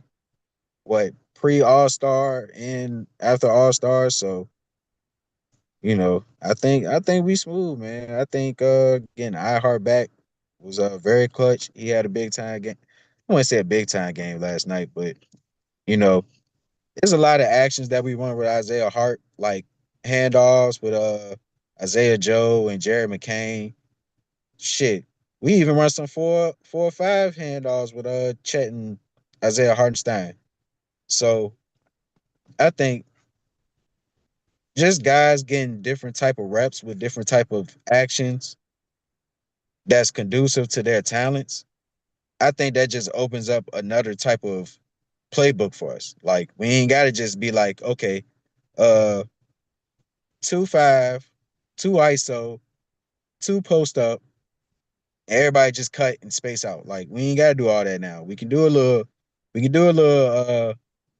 hey Shay, just take a little breather real quick. We can let Check get this damn handoff from Isaiah Hardenstein, or we can let Payson Wallace and Chet run some action. Like I think that'll definitely serve well for like going into the playoffs.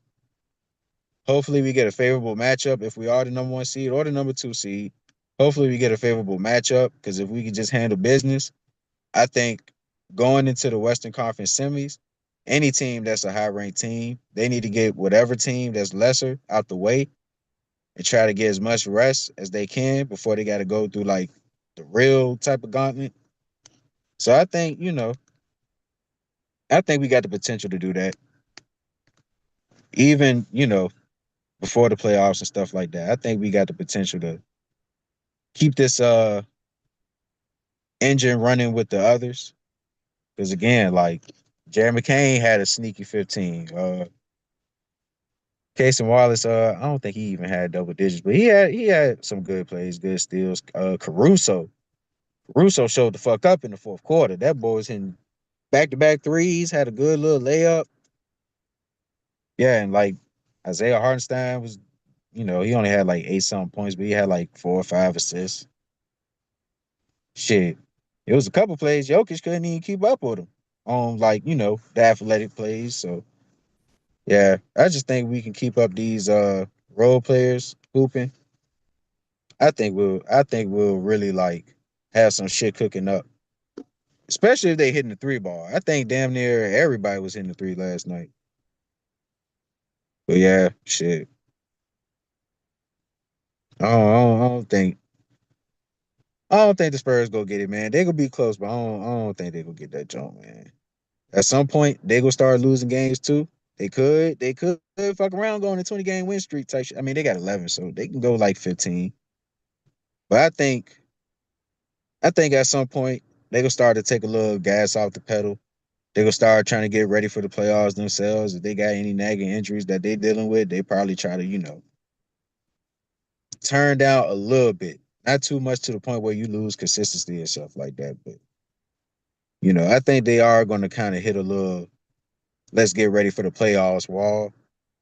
And I'm interested to see how they do that because this will be their first time going to the playoffs with this core. So I would like to see how they prep for the playoffs. Now, this is the San Antonio Spurs. They know nothing but the playoffs, outside the last 5 something years. But I mean, they got the franchise to like guide them into like a great start. Again, first seed, second seed, they're gonna have a favorable matchup. So yeah, like I think they got a chance, but I ain't too sure about like how they go deal with the end of the season for real. For real, I do think they can drop some games against some of these sorry teams. So I mean, we'll see. Yes, indeedy. But yeah, let me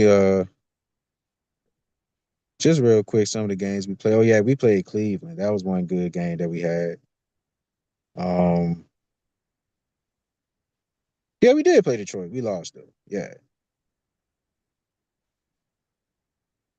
Suns bust their ass. Rockets got a good win against us. God damn, Milwaukee later on us. God damn. What the fuck? I must have not even paid attention to that shit. But yeah, I mean that's probably about it as far as that question I had. Um, shit. Anything else? Eastern Conference teams. Any thoughts on them? As far as no, that's pretty much all I got. As far as the Knicks, uh, who else did we cover? Did we cover the clip? Did we cover Cleveland going through with their injuries? I covered Cleveland and James Harden's broken wrist or hand. Orlando. Who else? Nah, as far as the East, shit pretty much vacuum sealed. Yeah, we pretty much covered that. Oh, y'all talked about these? Yeah. Oh, okay. All right. Well, shit. That's it. Shit, we can move on. If anything else, it's on the slate. Uh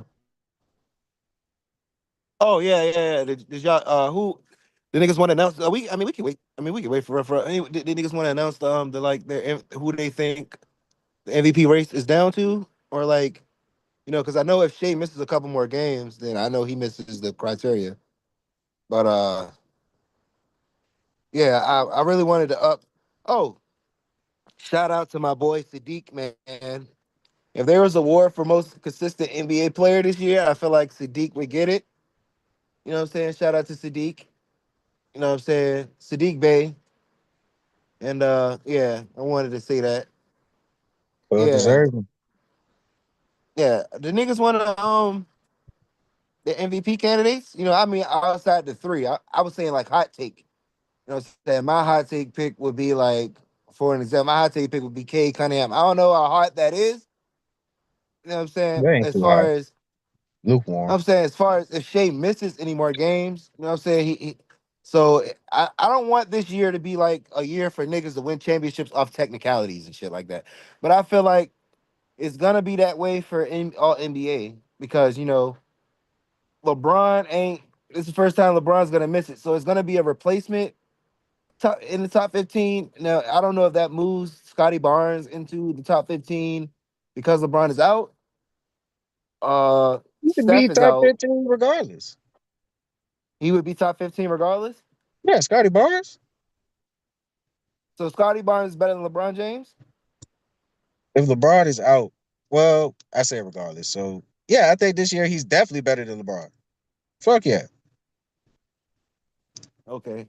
So Offensively, defensively. yeah, man, that's the yeah, I know. Yeah, I would agree, but that's kind of it's like that's crazy to say. Like It is not crazy to say Scotty Barnes is putting up what 20 a game, 7 rebounds, damn near 6, 7 assists. LeBron is actually averaging 21 a game though. Yeah, but who got the better team? And who got more responsibility? The Lakers are the better team. And what makes you say that? Are they? I mean, are they regular? I mean, regular season wise? No, they're not. I'm pretty sure the Raptors are still a top 4 seed. My nigga, we're a better team. We're 34-24. They're 34-25. So you're wrong. Okay, then I could see. Yeah. So, anyways, I yeah, still think LeBron Scotty averages Barnes is better though. 21-7. LeBron averages 21-7 and 5. Meanwhile, Scotty Barnes averages 19-5 and 8. So LeBron is clearly the better player. I don't know. I don't know. Maybe because LeBron is having such a bad year defensively, you're giving the nod to Scotty Barnes, which I would too. You know what I'm saying? If you Yeah, look at the he if the eye test tells you Scotty Barnes is better than LeBron James too. So I'm it just does saying though. in a year where I think it would be more technicality driven than any other year because he's out of it. Because if he was in it, I don't think this is a conversation. So I'll go Scotty Barnes just off the technicality. LeBron's missing it, but in that Still think argument, Scotty Barnes is a better year.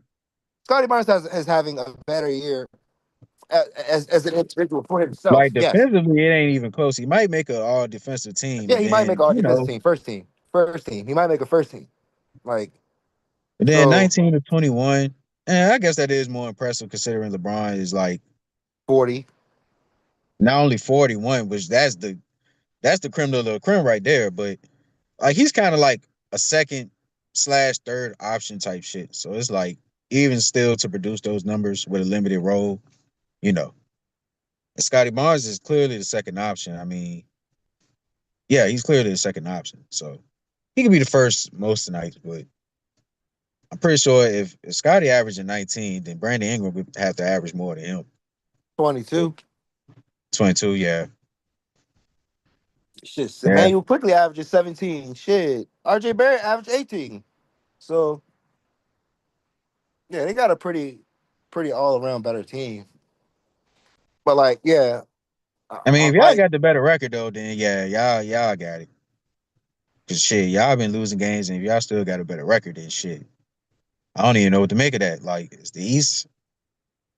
Nah, maybe it's just the Raptors. Maybe it's just the Raptors. Maybe they tailing off a little more than I thought. hot take. Like is Norman Powell a hot take third NBA teamer? No, I mean he's still putting up those 20s, 25 type shit. I'm not sure what he averaged now, but I mean, I don't know. His numbers might have went down because Tyler Hero back, and then I mean Hawquez, he'll have his games.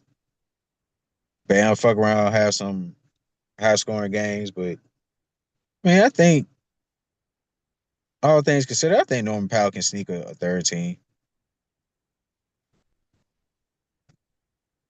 So nobody. So no Denny, no Denny, Damn, no Denny. then he shit. I wonder who is the Snows. So who? Okay, is enough time to do a 15 real quick? He ain't What gotta be top no he ain't gotta be no crazy thought provoking 15, just like off the hip type shit. off the hip type shit? All right, well off the hip we go. Well, the top five: SGA, Luca, Giannis, Jokic. I don't think Giannis gonna make it though.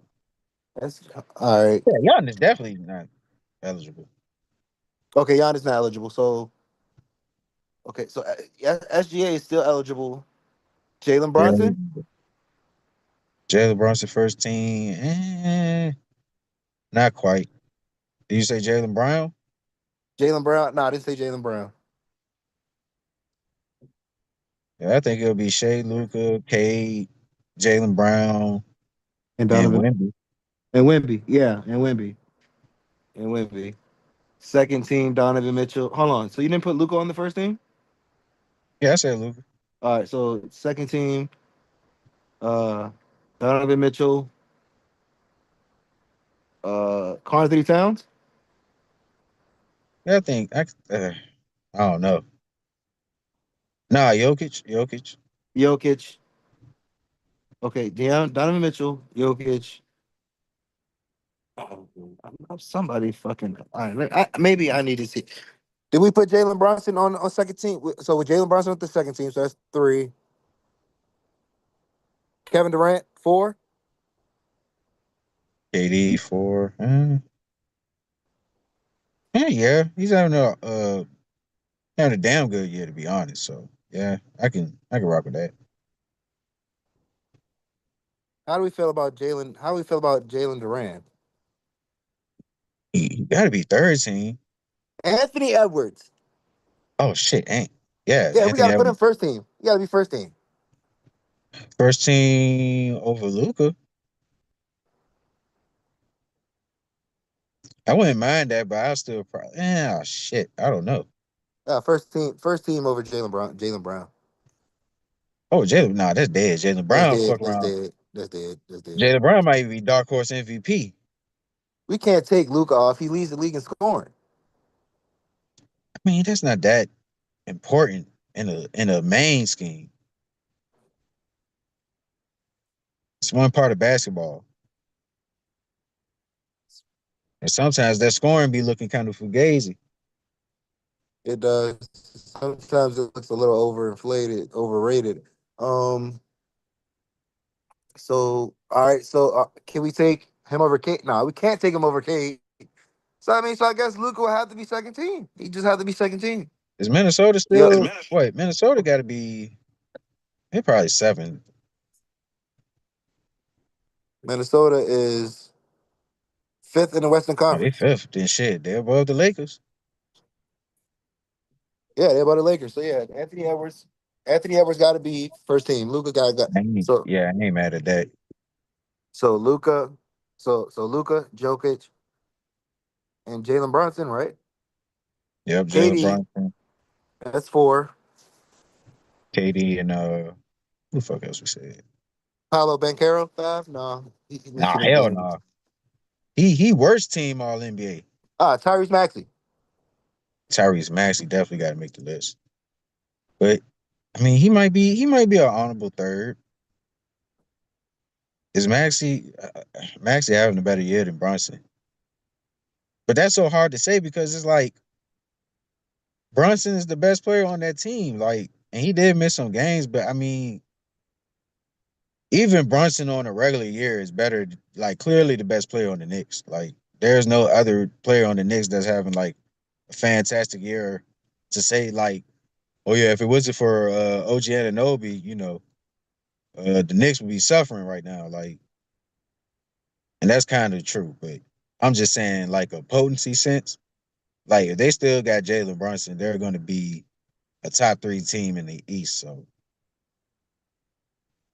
I know he ain't playing like high standard basketball, but I mean it's respectable enough. Jalen Brunson got to be averaging like 25, Jalen Brunson's averaging 25, like 28 points a game. 28. That boy definitely second team shit. Never mind.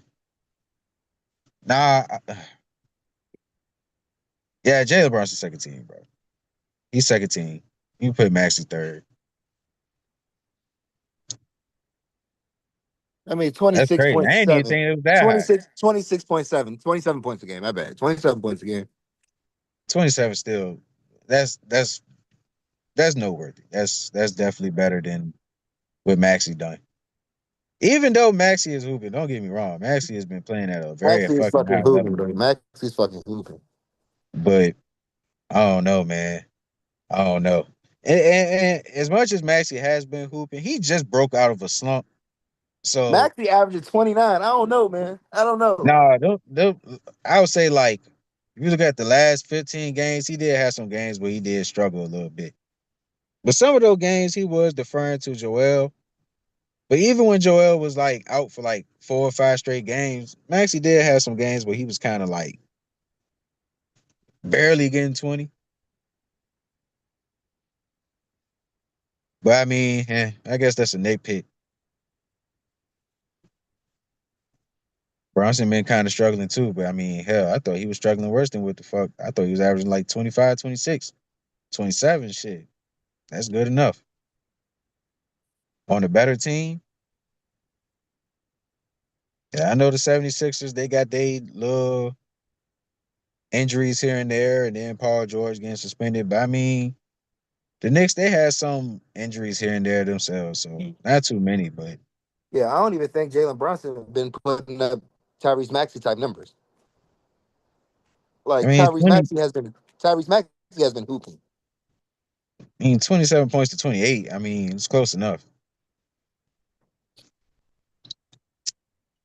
I forgot the game. Shit, it was a game recent. Jalen Brunson dropped 40 something. Had like 20. I think it was the last game he played. He had yeah, the last game. Who the fuck did they play last night? Because he damn sure had like 22 in the first quarter. It was a sorry team though, so I ain't gonna put too much merit on it. But It was a Bucks. the Bucks, yeah, yep, got them out the way quick. There's another Eastern Conference team, an Eastern Conference rival. I don't think it was Boston. Who the fuck? But they did play against the Eastern Conference team, and he started like, I think he started getting like late buckets. Or that probably was Cat. I think that was against the Raptors. Could be wrong though. I think I'm getting them mixed up, but I know it was a game where Cat he started like going crazy towards the end. But I mean, scoring wise, I mean, not scoring wise, but all around wise, I would say Jalen Brunson got the nod. And I would say, shit, for real, this low key been Jalen Brunson best defensive year. I forgot who he took a charge on, but it was against a shit. It won't. Who the fuck was it? Was it the Nick? No, was it the Rockets that they played against? I don't know, because he took a charge against somebody he should damn sure not have took a charge against. It would have been a viewer discretion advised. I mean, not viewer discretion advised. But yeah, Jalen Brunson, he be taking charges, be contesting shots. He don't be playing Luka defense. So I would say, like, all around, I'll give the nod to Jalen Brunson. Now I'm always gonna go with the better like record. So, all right. So third team. Yeah, I think it's obvious third team members. I think Brandon Ingram, Jalen Duran, uh Brandon Ingram, Jalen I think my Duran. boy Chet make the list. Two centers on the third team.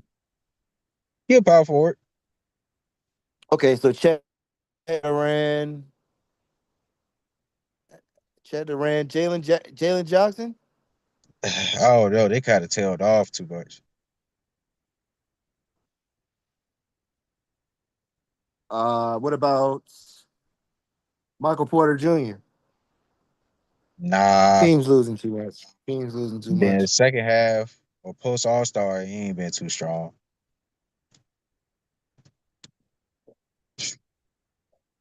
Who Paolo fuck? Banchero. Nah, I ain't fucking with it. That nigga, Mr. Inconsistent. Even though he's been having some alright games. Shit. His best game was against y'all. Yeah. Trying to think though. Hmm. Might be Denny. Might have to be Denny, man. I don't know, but even he telling off a little bit. I know it's somebody we forget. I know it's somebody we're forgetting. Said KD. Evan Mobley? Nope. Jared Johnson? Jared, nope. Not Jared Allen. Jared Allen? No. Shit. Damn. I hope. That Pascal gotta be the Siakam. fuck no. I ain't vibing with that. Motherfucker getting empty calories like a motherfucker. There's hooping though. I would say Joel Embiid if he won't hurt so much. But If he won't hurt so fucking much, that was definitely gonna be my next fucking guess. should it be a spur? Does Steph Cassell low key make it?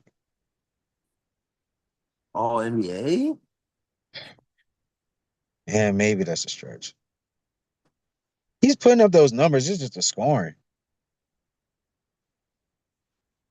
Uh, I got a sneaky one. Brandon Miller. Brandon Miller. Let me see his stats. Go ahead. And they've been one of the better teams after I want to say All Star break or at least like the Yeah, half but your mark. team record starts to gotta equivalent for something. I mean, the Hornets got to be a top 8 seed. No, they top 10. They 29 and 31. Damn, they still not over 500. That's crazy. Let me see his number. Oh yeah, damn. Oh yeah, boy been hooping. Kind of remind you of Bradley Beal a little bit. Yeah, he's been hooping. Type shit, baby PG. He been hooping. It would be sneaky if he was named. Because he's averaging 20, 21 a game. So he's either him or Kawhi. Oh shit, Kawhi. Kawhi got it. Kawhi absolutely has it. I was saving Kawhi's spot. I was saving Kawhi's spot. Because Kawhi got to be averaging 28, 27. It still got to be like that high. Yeah, nigga averaging 28, spot on. Yeah. So gotta give it up to Kawhi. Gotta give it up to Kawhi. That leaves one more spot. And I'm gonna say Last spot. Oh, we got guards. Do we got all forwards? What you said? we got all forwards. So I'm Kawhi, saying, Chet, Jalen Duran.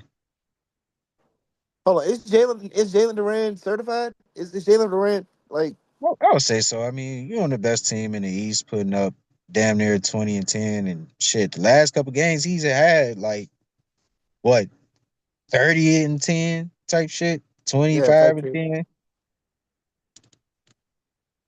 So he earning his spot like in live time. So I can go with that. I think he's been better than Carl Anthony Towns. That probably would have been my second guess. I think he's been better than Sangoon. Sengun, should he be? I think may oh fuck. I don't know.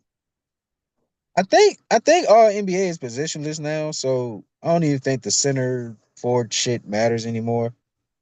Yeah, So because if it's off of average that criteria, then maybe Sengun makes it, but I wouldn't. I would reserve that.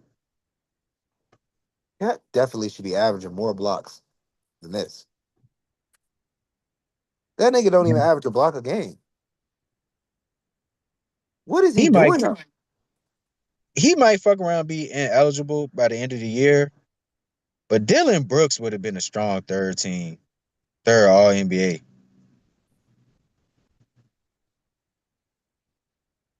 And really Devin Booker, to be honest, but I think Devin Booker like super ineligible. He probably not ineligible actually, but I think Devin Booker have missed like 20 something games.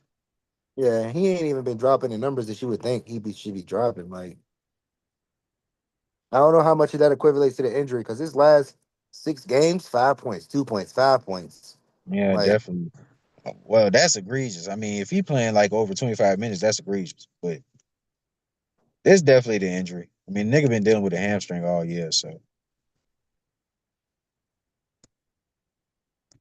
But yeah, I'll say Dylan Brooks would have been a good contender. It might got to be Denny then. I'd probably go with Denny. And what? I think Rob say they the 10th, ninth seed in the West. I mean, that's respectable. I mean, if we comparing it to Yeah, they the all ninth seed. NBA, Yeah, they the same record as the Hornets. They in the ninth seed. Yeah, well then yeah, shit, you might well go with Portland. might as well go with Yeah. Denny. Respectable enough. Putting up the numbers. I mean, shit. Huh? Imagine, imagine when they get Damian Lillard back. Shit, Damian Lillard might be on the trade market for real to go to Houston. No, I Shit, doubt. I doubt that. I think that man comfortable in Portland. You know, he comfortable with his 3 championships in 3-point competition. You know, Mickey Mouse MVP. It's crazy. He settled for that shit. He settled with for being that. Like, I mean, but I don't know, man. If he fuck around average 20 next year, I mean, I can see him averaging 20, but is it gonna be like a struggling 20? Like, it's his are we buckets. still gonna see? His buckets might be the same equivalent as motherfucking dude that played for Memphis. I mean Minnesota. Cam Johnson. Cam, whatever his name is. Just Oh, empty Cam fuck. Thompson. Yeah, empty fucking buckets. Fuck around, but I mean, they're not a bad team. I think they lose Drew Holiday easily next year. And then Scoot Henderson, I mean, if he has been playing and he has been putting up some good numbers, but coming off the bench, how good is he gonna be? He could play with Dame, have a Dame Scoot Henderson backcourt. Not the start, but like, certain moments. But I don't know, man. Like, I still think Portland gonna be kind of Megan the Stallion. But then again, if Donovan Clingan could take another step, it could be a problem. Because Donovan Clingan, I think he has his moments where he'll get like 20 and 20 or like 25 and 11 and 5 blocks, maybe give you 2 threes. But he's a little too inconsistent, especially with assertiveness. Like, He's like a poor man's Brooke Lopez. I wouldn't even say, that's kind of, I would say he's right at Brooke Lopez. Like, he's definitely way ahead of Brooke Lopez as far as defense because Brooke Lopez won't play defense till he got to shit. The Lakers for real, for real. Yeah. He wasn't And even he a do it. rebounder like that. He wasn't a rebounder until he got to the Lakers for real, for real. Yeah, so defensively and rebounding, yeah, Klingon already surpassed that nigga. I Nah, don't know what the I ain't gonna say surpass. I ain't gonna say surpass. Like, he was a gem in Milwaukee, like, but he's at a great start as far as like first 2, 3 years. Now yeah. scoring, Brooke Lopez got that shit easily. Yeah. Like, I would say he's a top 5 player in his draft. That's a draft with Russell Westbrook, right? D Rose. Oh nine. I think that's 08. Oh eight. Oh eight. Oh eight. Oh eight. Or did Brooke Lopez come out in 09? I gotta look it up. I want to say 08. I want to say oh eight. If it's 08, then yeah, you got D Rose. He's better than OJ Mayo. He's better than Michael Beasley. I can't say he's better than Kevin Love. I'm not sure about that. Who else is in that draft? Definitely not better than Russell Westbrook. He was in oh eight. 08. Okay. So who else in that draft? Because that draft, did that shit even cook up good? I mean, I know it was cooking, but did it like if Russell Westbrook, and this is my favorite player, by the way, but if Russell Westbrook is the best player, like gap wise, like who are the follow ups? I mean Russell Westbrook. I mean, all right. So this was a crazy. All right. So like, if we're talking about like players coming out of college, this is one of the best play. This is one of the best No, drafts I ain't ever. talking about out of college. I'm talking about at this point. No, no, yeah. At this point, yeah, Russell Westbrook's the best player. Yeah, yeah. Easily. That's not a E- discussion, but who are like easily, the it's not. top It's five? not. It's not a discussion. Like, but Derrick Rose came out of this draft. Michael Beasley, OJ Mayo, Kevin Love, Gallinari, Gordon, Joe Alexander, DJ Augustine, Jared Bayless, Brandon Rush, Anthony Rudolph, Robin Lopez, Maurice It's Spates, not cooking. Roy Hibbert, JaVale McGee, Alex It's not Virginia, cooking. JJ Hickson. Damn, JJ Hickson came out the '09 draft? Yeah, I thought he was in the league. I swear he was in the league at '07. But Ryan Anderson, Courtney Lee, Serge Ibaka, uh, Well, my shit, nigga Nicholas Serge top. Batum. My nigga Serge top 8. Yeah, and they traded fucking Kawhi Leonard for George Hill. Yep. Or the other way around, however we went. Yeah, DeAndre Jordan was in this draft. Now, I would say DeAndre Jordan, for if we're talking about like, now DeAndre hold Jordan on. not better than Brook Lopez. Eh, eh, Beginning of DeAndre Jordan's career, I wouldn't even say beginning. bro, averaged like, bro was like a top five, bro was like a top five center for like 2 or One 3 year. years. 1 year. What? Maybe two. Maybe two. Then you got you got the GOAT, Luke Bahamute. You got Pluck LeBron first couple games. shit. I mean, this draft was pretty much noted. This draft was pretty much goaded for niggas that's coming out of college. Like Mario Yeah, coming out Chalmers of was. college, but that shit did not cook up good. I mean, Mario Chalmers was a 3-time NBA champion, Yeah, he a top 10 2-time player. NBA champion. I say he a top 10 Yeah. So player. I mean, Just off of clutches. so like, and we're talking about. I mean, Roy Hibbert on this list too. Early careers, we Boy got to we Hibbert. got to go, bro. Roy Hibbert was like a top five center for like 2-3 years, bro, And an all-star. So was and an DeAndre All Jordan Star. too. Like I think Danilo Roy Hibbert was Gallinari like a made three. go ahead, you Shit, said that Danilo now. Gallinari made. Yeah, he made like 250 million, $350 million in the NBA. Yep. He was putting up buckets too. Kevin Love, beginning of his career, top five center for probably 6 years. Like Around that. we got shit. I mean, this list. I mean, by far the best player on this list, by far, is Russell Westbrook. And we might have an argument because Derrick Rose is in this joint. He's the youngest MVP of all time. So as far as your money goes, I'd say to say Russell Westbrook the best player in the draft. Then shoot, I was just saying like as far as top five, sound like Brook Lopez top five. Yeah, Brook Lopez top five. I said a sneaky one though, Eric Gordon. He probably could be a top five nominee. Nah, Believe what shit, you got 6 man, didn't 20 points Brandon a Rush get a game. couple? Didn't Brandon Rush get a couple championships with the OKC Thunder? Nah. No, he did. He got yeah, he did. He got one. He got one. He got two. Say who? Brandon Rush. He got a championship with the Golden State Warriors. I think he got one. But yeah, he got one. He got one. I think Courtney Lee went to the finals with the Orlando Magic. Yep. Played some good Yeah, he playoff did. teams. Nikola Petrovic, he on here. Yeah, Bruck and who? And he was sorry though. He was sorry. I mean, don't get me wrong, he put up some good numbers a couple years, but oh my God. Every center got off against him. And they'll fuck around dunk on him. Yeah, as far as these other niggas, maybe these other niggas be ending up, they be turning out to be like great locker room coaches and great goddamn uh administration guys because these niggas, I swear these niggas don't be having no. I know. I think I remember who Mike Taylor was. I think I remember who that was. Yeah, Mike Taylor.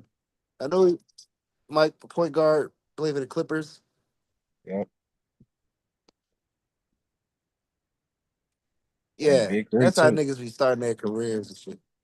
Because Nick Batum was in this draft. Nick Batum was in this draft. Nick Batum was a good pick. Was Rudy Fernandez in that draft or was he '09? Might Rudy have been Fernandez started the '07. next year.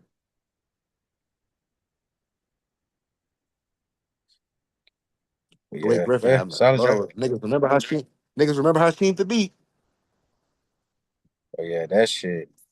I mean, so since we're on drafts, we can kind of get to this NCAA draft covered up. Well, NBA draft covered up. Uh, And for me, like you can go back and look at the '09 draft and see all those players that came out of there. I think this draft is on par with that, plus some, because mainly, like the name you just mentioned, there is no Hashim to beat in this draft. And when I say that, I mean there is no bust at number two. 1 through 4, generational talents. Along with that, you have about probably 4, 5, 6 point guards that are going to be all stars, or at least very respectable. If we talking respectable, you might get 8, and then it's some solid, tweeners in the draft. I know you say old boy Cadence. He's probably going to be a lottery pick. Um, Trying to think who else. Is a freshman out of Baylor. I can never say his name. Musa Faye. They call him the well, I think he's German. He's something, but he got an Anthony Edwards build. Not too much game, but it's kind of there. He has his flashes where he do kind of look like, oh shit,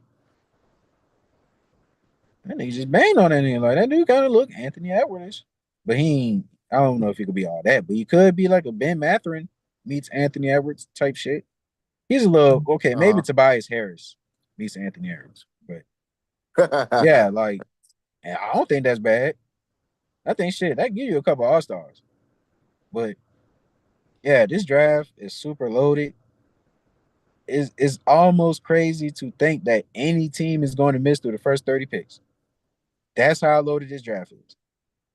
Like this can be a tide changing draft, a landscaping draft that can change a lot in the NBA because most of these young boys that's coming out, they will be starters, which means it's gonna be a good amount of niggas losing their jobs, whether it's a starting job or losing their spot on the team. So again, I think if you ask me who's the number one pick, it's going to have to be according to team needs, but I will go with AJ DeBoss. I think he is the one that is showing the signs in college. He's having a dominant year. I think he leads the NCAA in scoring. I think Baylor is still ranked top 5, something like that. Not top 5, top 20. Maybe they're like 21 or something like that. I think they lost their last game. I think they got smoked their last game. Yeah, they They lost got the last smoked. game. They got smoked by a team that was not supposed to get smoked by. I forgot who the fuck it was, but I know he had some good games against Colorado. They lost to Arizona again, respectfully, but he put up like 30, 10, and 8, something like that. So even if they losing, he's still showing that he's like one of the best players, if not the best player on the floor. And then Cameron Boozer, he could be the number one pick easily too. I think with him, it's just the gravitational pull that he has as a big man, and then the IQ. You could say he kind of lacks athleticism, but I don't think it's that far. And then, of course, he can get better defensively. But I think for the most part, like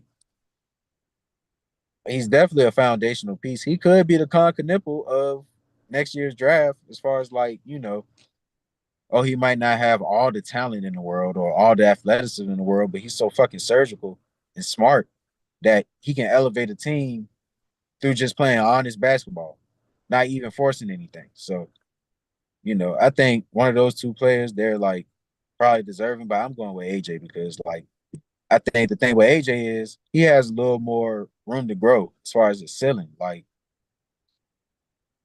maybe I not sure why. Maybe because Cam Boozer has such of a I don't want to say a cheat code, but it's kind of a cheat code to have an all-star gold Olympian father coming out of Duke.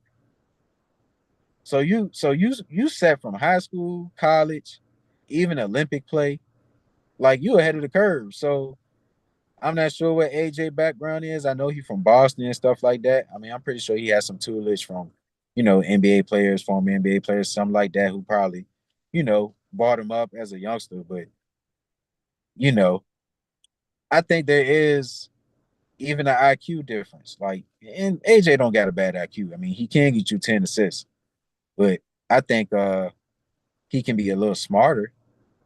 I think he can be a little, little more physical. I think his game can be simplified. He is a little more on the tween hezzy side, which that ain't bad to have in your game. But sometimes you can make that shit a little difficult for yourself, especially if you overexerting energy, trying to get to an ISO 1-2 hezzy pull, when you can just 1-2 hezzy pull type shit. So, I mean, I think AJ, and the number one thing with AJ, I think can really up his game is being a post presence. If he can figure out how to be dominant in the post, a la Kawhi Leonard, woo, Uh, that's yeah. 25, third, second year, depending on the team, because he could get drafted to some, you know. Now, I think I seen this recently, and I might have had this wrong the whole year, but I think Utah, they retained the pick that we could get if they finish top four in the draft. So if they finish top four in the draft, they keep their pick. It's if they get outside of five. So I think I had it in reverse the whole time. I think I need the Jazz to actually win games, which ain't finna happen. So they're probably going to keep their pick. And if they do, they're probably going to land number one and get AJ, keep him in Utah. So, I mean, if you stay in Utah, you trade Laurie Marketing off rip, get a nice couple assets. Yeah, AJ can average like 20 this year or next year coming up. So, I would probably go with him. And Okay. then shoot, the other picks, uh Darren Who you think the Peterson, best fit? Who you think the best fit for Darren Peterson? probably Sacramento. And that's crazy to say. That's And crazy they to didn't say trade because they didn't trade their last two point guards though. Like now this is the thing. There are some reports that Russell Westbrook actually might be comfortable being with the Kings because, he like his role and then some of the young players are gravitating towards him. So they might keep him for another year or something like that. Or they might keep him to the trade deadline, something like that. So I mean, maybe Russell Westbrook can help out Darren Peterson a little bit, kind of just show him how to be a professional, because that's all it is for real, for real. Like the culture of Sacramento, though, they're so fucking toxic. It's like adding on that with the whole, off court issues with Darren Peterson. That's not a good recipe. It's really not. But on the flip side, you would think that Sacramento would like coddle him in a sense, like kind of like Luca in Dallas type shit. Let him get away with certain things, like not to the degree of hurting the team, but if it's like little shit, okay, I don't feel like playing today. Shit, my fucking ankle hurt.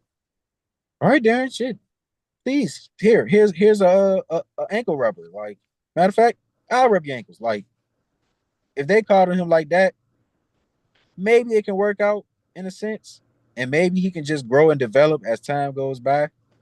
But on the flip side, it could be a Ja Morant situation to where it can end up being sour because it was toxic to begin with. It was a toxic foundation. So, I mean, it's a slippery slope. But if we talk about just numbers and on court production, I think Sacramento is the best fit. I don't think they really got anybody that's in the way of Darren Peterson being a scorer. I do like the Pacers too. The Pacers could fuck around and get somebody to add on with Hallie and Pascal and all the players that they got. So yeah, I think the Kings, Pacers, maybe the Wizards, if they're even in that range. I'm pretty sure they are. Maybe Brooklyn. Yeah, Brooklyn don't got nobody. So I mean, it's a plethora of teams, but I couldn't tell you who would be the best franchise to like, you know, get them loose screws straightened out because basically every team that's at the bottom outside of OKC, if they were to make it, we still got the Clippers pick. So maybe we can luck up on the draft, a draft swing. I don't see no other organization out there that'll be able to like just be like, hey, we know how to win. We know what a bad player is. Even if he putting up good stats, we don't need you to do that. We need you to be hella accountable. You need to be the leader. All that good shit. I don't see no team out there. Maybe Chicago if they keep tanking. But yeah, I don't shit. I think basketball wise, Darren Peterson will be in a good situation regardless, because there ain't too many wing scorers on these bottom half teams. Yeah, Unless he go to Utah. Cause motherfucking Keontae George, that boy having a phenomenal year. Like damn near generational if he was a little healthier and wasn't on a sorry ass team. But I mean, he was keeping him afloat for a good amount of time and was putting up big time numbers. So I mean, Keontae George, Darren Peterson backcourt with Isaiah Collier, who's getting triple doubles. I don't know about that, but I mean, they probably avoid him if that's the case. still got Jaren Jackson on that team. Yep. And I don't think they're keeping Laurie at all. Should have got rid of him yesterday. But some of these other picks, so like what you feel about like these top four picks, like per se? Like what you think are better fits or who's gonna like I guess I like that. take I like off that. first? I like Darren Peterson. I really like Darren Peterson in an environment where he can like show like what he's worth. And I feel like for me, I want to know like I don't really feel like looking it up, but as far as the best fit, I feel like the best fit for Darren Peterson and AJ DeBanza, I feel like would be like if we're looking at the totality of things, I feel like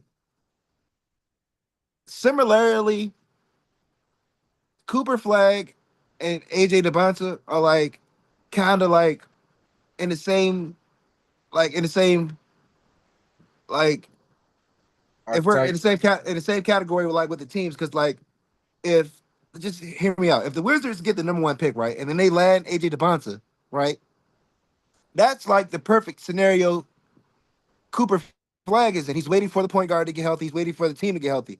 Now, if AJ DeBanza lands, or if AJ DeBanza or Darren Peterson land on the Wizards, they got a fucking stacked squad because you're looking at ain't nobody in the way of Darren as far as scoring in Washington. Nobody, as far as Trey Young go get his 20 and 10, you know what I'm saying? And we're not looking at Anthony Davis to be the number one option no more. In this situation, if either one of those players goes to that team, AD is being looked at as like a third option now, which is more which is more promising for his career. So I'm saying the best fit for any of these guys, if they're wanting to win immediately, would be Washington because in overnight, Washington has changed if they get any of these top three players. Washington has changed. Now, if Washington gets that first pick, they're not looking for Cam Boozer. So you probably look at ex Cam Boozer out of Washington because they got Alex Lar and Anthony Davis. You know what I'm saying? So they got that 4 and 5 locked down. They got the three locked down. They got the one lockdown. The only thing questionable, I mean, if you're gonna put Koulibaly at the two or the other guy that got at the two and play him at the two, but you know, for sure shot, Darren AJ DeMonta comes in. He is like the Paul Pierce to this madness. Like he would fit in like a Paul Pierce, Tracy McGrady, Jared, Jared, Butler from Golden State. He fits in like a player like that. It's plug and play at that point. You know what I'm saying? Whereas he goes to Utah. Utah's another team that if they get AJ DeBonsa, it's kind of set up because you got Jaren Jackson, you got Coulier, you got Keyshawn George, you got players ready to go. Yep. Whereas other teams got to build. You know what I'm saying? Like Brooklyn ain't got shit, got to build. You know what I'm saying? They got Igor Denham, they got guards. You know what I'm saying? Like, but they got to build. I don't know if Claxton gonna be there for much longer. They were looking to trade Claxton this offseason. So like, I mean, it's this trade deadline. So I don't know if he gonna be there this offseason. So like, being any if Washington, Utah, or like the Clippers, I believe the Clippers own their pick if it's not outside the top five, right? Ain't that what you said? Yep. Nah, So we you said the Clippers? I no, was you talking said about Utah. Utah, Utah. they Okay. did pick. Yeah, if Utah owns their pick, so yeah, those teams would be the most likely teams or fits for as far as those top three. You know what I'm saying? But like, yeah, they go anywhere pretty much. And like I was saying, I just like Washington's benefit. I like Washington's benefits as far as like it ain't just a three to me. It's five. It's five. Because I feel like if a team get Darius a cup, they came out of the draft. Now, yeah, you ain't get AJ DeBonto or Darren Peterson, but you got Darius a cup. Ain't no fuck. You see the numbers this boy's putting up. He ain't no fucking scrub. You know what I'm saying? You ain't come out the draft. Oh shit, we just got Darius a cup, nigga, nigga, nigga, nigga. Fucking get him in some fucking drills. Fucking develop this kid because he can be a fucking he can be a team changing player. Like so, yeah. He I could be just a think this. Brady Roy, Penny Hardaway. I just feel like this whole draft got something that can come out, some good can come out the goodie bag. Like every year kids go out trick or treating for Snickers and Hershey's and Kit Kats. Well, sometimes you might open up that bag and you might find you a payday. You might find you a Baby Ruth. You You might get might find that little strawberry joke, yeah, you might find you a grab our goddamn house. you might find you a Butterfinger. And you ain't never had them jokes before. When A you bite fucking them butterscotch. butterscotch, you bite them bitch, you be like, God damn, what I was missing. And I feel like, yeah, out this draft is something like that. Anything good can come out this goodie bag, man. And it's Yeah. like This all the draft way to nothing but M&M's, Reese's, Reese's. This ain't nothing but name Skittles. brand shit in this bag. It ain't no off brand shit in this bag. Nope. No healthy shit. No, so Like you might fuck premium. around. Cora Pete not looked at as a lottery pick, but later on down the line, like Have when you we go, seen Braylon Burris, no, I haven't the seen him. two guard? I'm casual to him. I'm casual. Yeah. Man, he the other nigga that's a freshman on that team on Arizona. And even when Cole Peep has been playing, he struggled. Man, Burris fuck around and get busy, bro. He get active. 3-point line. He a two guard. I think he's 6'6". Like he could be something for sure. Like he kind of like a bigger Desmond Bain to me. Yeah, man. So shit, you see, and I miss that. So like, man, this draft gonna be shit. You got the other Boozer brother who I don't think will be trash, but like, he definitely not ready for the pro game. Yeah, I don't think he ready. I think he'll fuck around. I would advise him to stay there all 4 years for real, for real. All 4 years, I advise him to stay there all four And that's years. not But even to say that he can come out and be an NBA player, but I think he'll have a nice college career and learn how to be like a point guard for a whole bunch of like NBA future prospects and stuff like that. So I think yeah, it's kind of like TJ McCollum when he played with Arizona. He had to play with a whole bunch of like NBA pros, like, and he got to learn how to play with all of them before he eventually entered the draft. So I think it'll be something like that for Caden Boozer. I think that's his name. yeah. It definitely won't advertise. He definitely won't. He definitely ain't shine like it was advertised when they was coming out to high school. Cause Yeah, nigga, it was something to get both of them. Cause the way every time you heard them, it was about the Boozer twins. You heard them as the Boozer twins. But when he yeah. got to Duke, you started hearing more about Cam Boozer. Like, Uh-huh. yeah, yeah. So like, yeah, And then those guards, it's crazy because y'all guards at Duke. Sometimes I struggle to be impressed with them, but they do have moments where they do make great plays. Like even if it ain't scoring, it'll be like hustle plays or defensively. Sar and Foster. Uh, Evans is the one that's the bucket getter, so he probably fuck around and be a top 30 pick if he entered the draft this year. But yeah, some of those guards for Duke ain't all that impressive. You would think Caden Boozer will be able to like if he had that great talent like his twin had. You would think he'll fuck around, separate from the pack, but I mean, it is what it is. It ain't no knock though, because I do think he still has some type of pro potential, but I think it's gonna be based off of IQ and playing the right way. it probably was like when Carlos seen that like Cam was gonna be the tallest, he probably like navigated probably more to Cam because Cam was like 6'10", Yeah, and the other one was like a guard height, so he don't have nothing as much to teach. yeah, He don't have as much to teach him as he would have to teach Cam, because Cam's a big man. That's the position he plays, so he has more advice for him. As yeah. far as him teaching his other son, he can only teach him through the point guards he's played with perspective. I can Like, I can show you how Darren Williams got me the ball right here. yeah, I can show you how like Mo Williams got me the ball, and then it ain't no elite guards that I mean, other than Derrick Rose. I mean, yeah, but then Derrick you Rose ain't and Darren Williams is hella prolific. yeah, but at the same time, he played with Darren Williams too. But your son ain't gonna be neither one of them.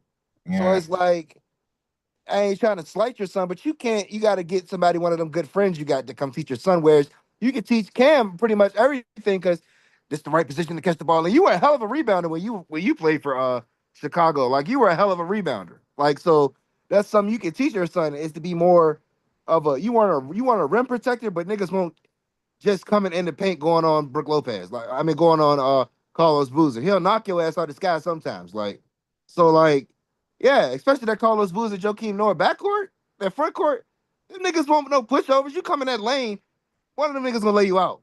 Yeah. So like, yeah. And Boozer didn't play with formidable defenses. Boozer didn't play with AK-47 all the way down to Luau Dang and motherfucking Corey Brewer. I'm not Corey Brewer, the other Brewer bro, the other Roddy Brewer. Brew. Ronnie Brewer. He didn't play with versatile defensive lineups. So the boy know how to play defense. So yeah. Yeah. So it's this draft is just looking 1 through 30. This draft is probably the best draft it's been. I don't know how many times we can look at a whole draft and count 1 through 30 players and be like, God damn, this is the stuff. Everybody hit. Everybody hitting. Like we ain't had a draft like that in a minute where the top heavy, like it been like 3 players in the draft for top heavy, then the rest is like role players. Nigga, this 1 through 30 could be like you 5 years down the line, we gonna come back and I guarantee we gonna be like, nah, I didn't see him being this out of this top five. Damn, this the one number pick 15 could be like the one that averaged 23 or some shit. You'll never know. Like, so it's shit like that. Like Walk so around. How you feel about Caleb Wilson? Caleb Wilson, he And got I by the mean, way, North I'm go Carolina and Duke play tonight, and he I, is returning. I said I was gonna be biased. I was just ready to say I was gonna be biased because of the game of that to that to tonight. So like, oh no, man, I'm leaning my Blue Devils, man. But Caleb, he can put the ball in the basket, man. He can make plays. So like, but they need to start calling travel on this bitch. But that's another thing. Like, he do be taking extra steps. Is that Devonta or him? I think it's Caleb. And Caleb, both of them, to be honest. Caleb be taking hella extra steps sometimes in his pivot moves, and I I'd be like, mean, that's the NBA. Well, not the NBA, but that's basketball now. that's basketball for you. Like he could definitely. That's one of the parts of his game that he could tighten up on his footwork and turning that goddamn ball over. That's some like, but they all young, so turning the ball over, I would feel like comes with being young. Yep. So like, well, Trey Young didn't do it that much, but Trey Young, you wouldn't be surprised if Trey Young do it because the amount of Trey Young has had the ball in his hands since Oklahoma. So I mean, he's been trusted on offenses like, and his teammates trust him with the ball. That's a different thing about it. Like, so it's different. It's like a Chris Paul kind of effect. Ain't nobody on the Clippers trying to take the ball out of Chris Paul's hands. You understand what I'm saying? Like, they know their role playing with Chris Paul. And Chris Paul gonna tell you your role. I don't think we ain't seen a player like that in the draft. That like coaches be like, yeah, we gotta nigga, we if we draft him, are we drafting our potential coach? Or are we drafting a player? Because I don't think Chris Paul was one of those niggas that just come in the locker room and just go with the flow. I think Chris Paul asks Nah, questions. he changed that shit immediately when he played with the Hornets. I think Chris Paul asks questions like, nah, is why are we doing this? Because his mind is so like him and LeBron, like a challenge the coach type shit. Like you just gave me an example. You said, nah, we ain't doing that. Challenge Yeah, LeBron probably did that shit throughout his whole career, bro. fuck Like, around. and the coach ain't gonna say shit because it's not just because it's LeBron, because how smart this nigga is. If LeBron is telling you not to run a play, it's got to be something that he thinks is smarter than this shit. And you ain't gonna be like, I'm not gonna hear it out. Type shit. All right, well, what you think is better? I ain't gonna draw it up on the jump. We just call this time out. We gonna go on the floor. And this nigga so sweet. He knew the other team playing, the other player was wrong. He told him he was wrong. He said, "No, Yep. bro, you gotta be right here, bro. You When gotta he be right here." moved Norman Powell. Yeah, yeah. This nigga's an elder statesman for real, bro. He know whole franchises. Like the nigga in the podcast talking about Shunt was like, we going out playing Stephen Curry, and he's talking about Steve Kerr. He's talking about the system Steve Kerr run. We guarded Steph Curry. Lord behold you, you see where shit got you. It put you. I feel like even though LeBron lost them series, I feel like he still put his team in place to win individual games. Like that game one in the 2017 finals when he had 50 some points. Bro, it was one play that fucking fucked the whole game over. And we all know it was J.R. Smith. It was one play that fucked that whole game over. If had that not Well, happened, actually, it was George Hill. But George Hill missed the free throw. But if J.R. Smith had more court awareness and had more court awareness, it'd be something different. He'd get the ball back in LeBron. I mean, it was another chance for him to get the ball to LeBron for him to take the shot. But who yeah, knows? he I could have guess kicked that junk out. I mean, that's just how the cookie crumbled in his career. But I'm just saying, like, in a player with that type of IQ, like we getting players out of these drafts that have freakish like athleticism. Like we ain't had that player that can break you down with his mind since Ben Simmons. Ben Simmons was legitimately the last player that I ever thought would have been close to being a LeBron. Yeah. Okay, so we talking LeBron build. Yeah, LeBron did. Like he Okay. like if we go down this trajectory of like it's two trajectories. It's how Ben Simmons' career played out and how we wanted Ben Simmons' career to play out. Now I think everybody wanted the same thing for Ben Simmons was to come to the league and develop a jump shot. I feel like that was everybody's trajectory. And everybody felt like he would have that figured out year three. Year three, Ben Simmons should have a jump shot, and we should be talking about competing for championships. I believe the whole franchise was fixated on that so much. That's why they kept him so long. I believe like they were so fixated on this guy just waking up and finding the jump shot. And it was just as clear as day that Ben Simmons was the Joel Embiid and Joel Embiid needed the Ben Simmons. Like that was gonna win.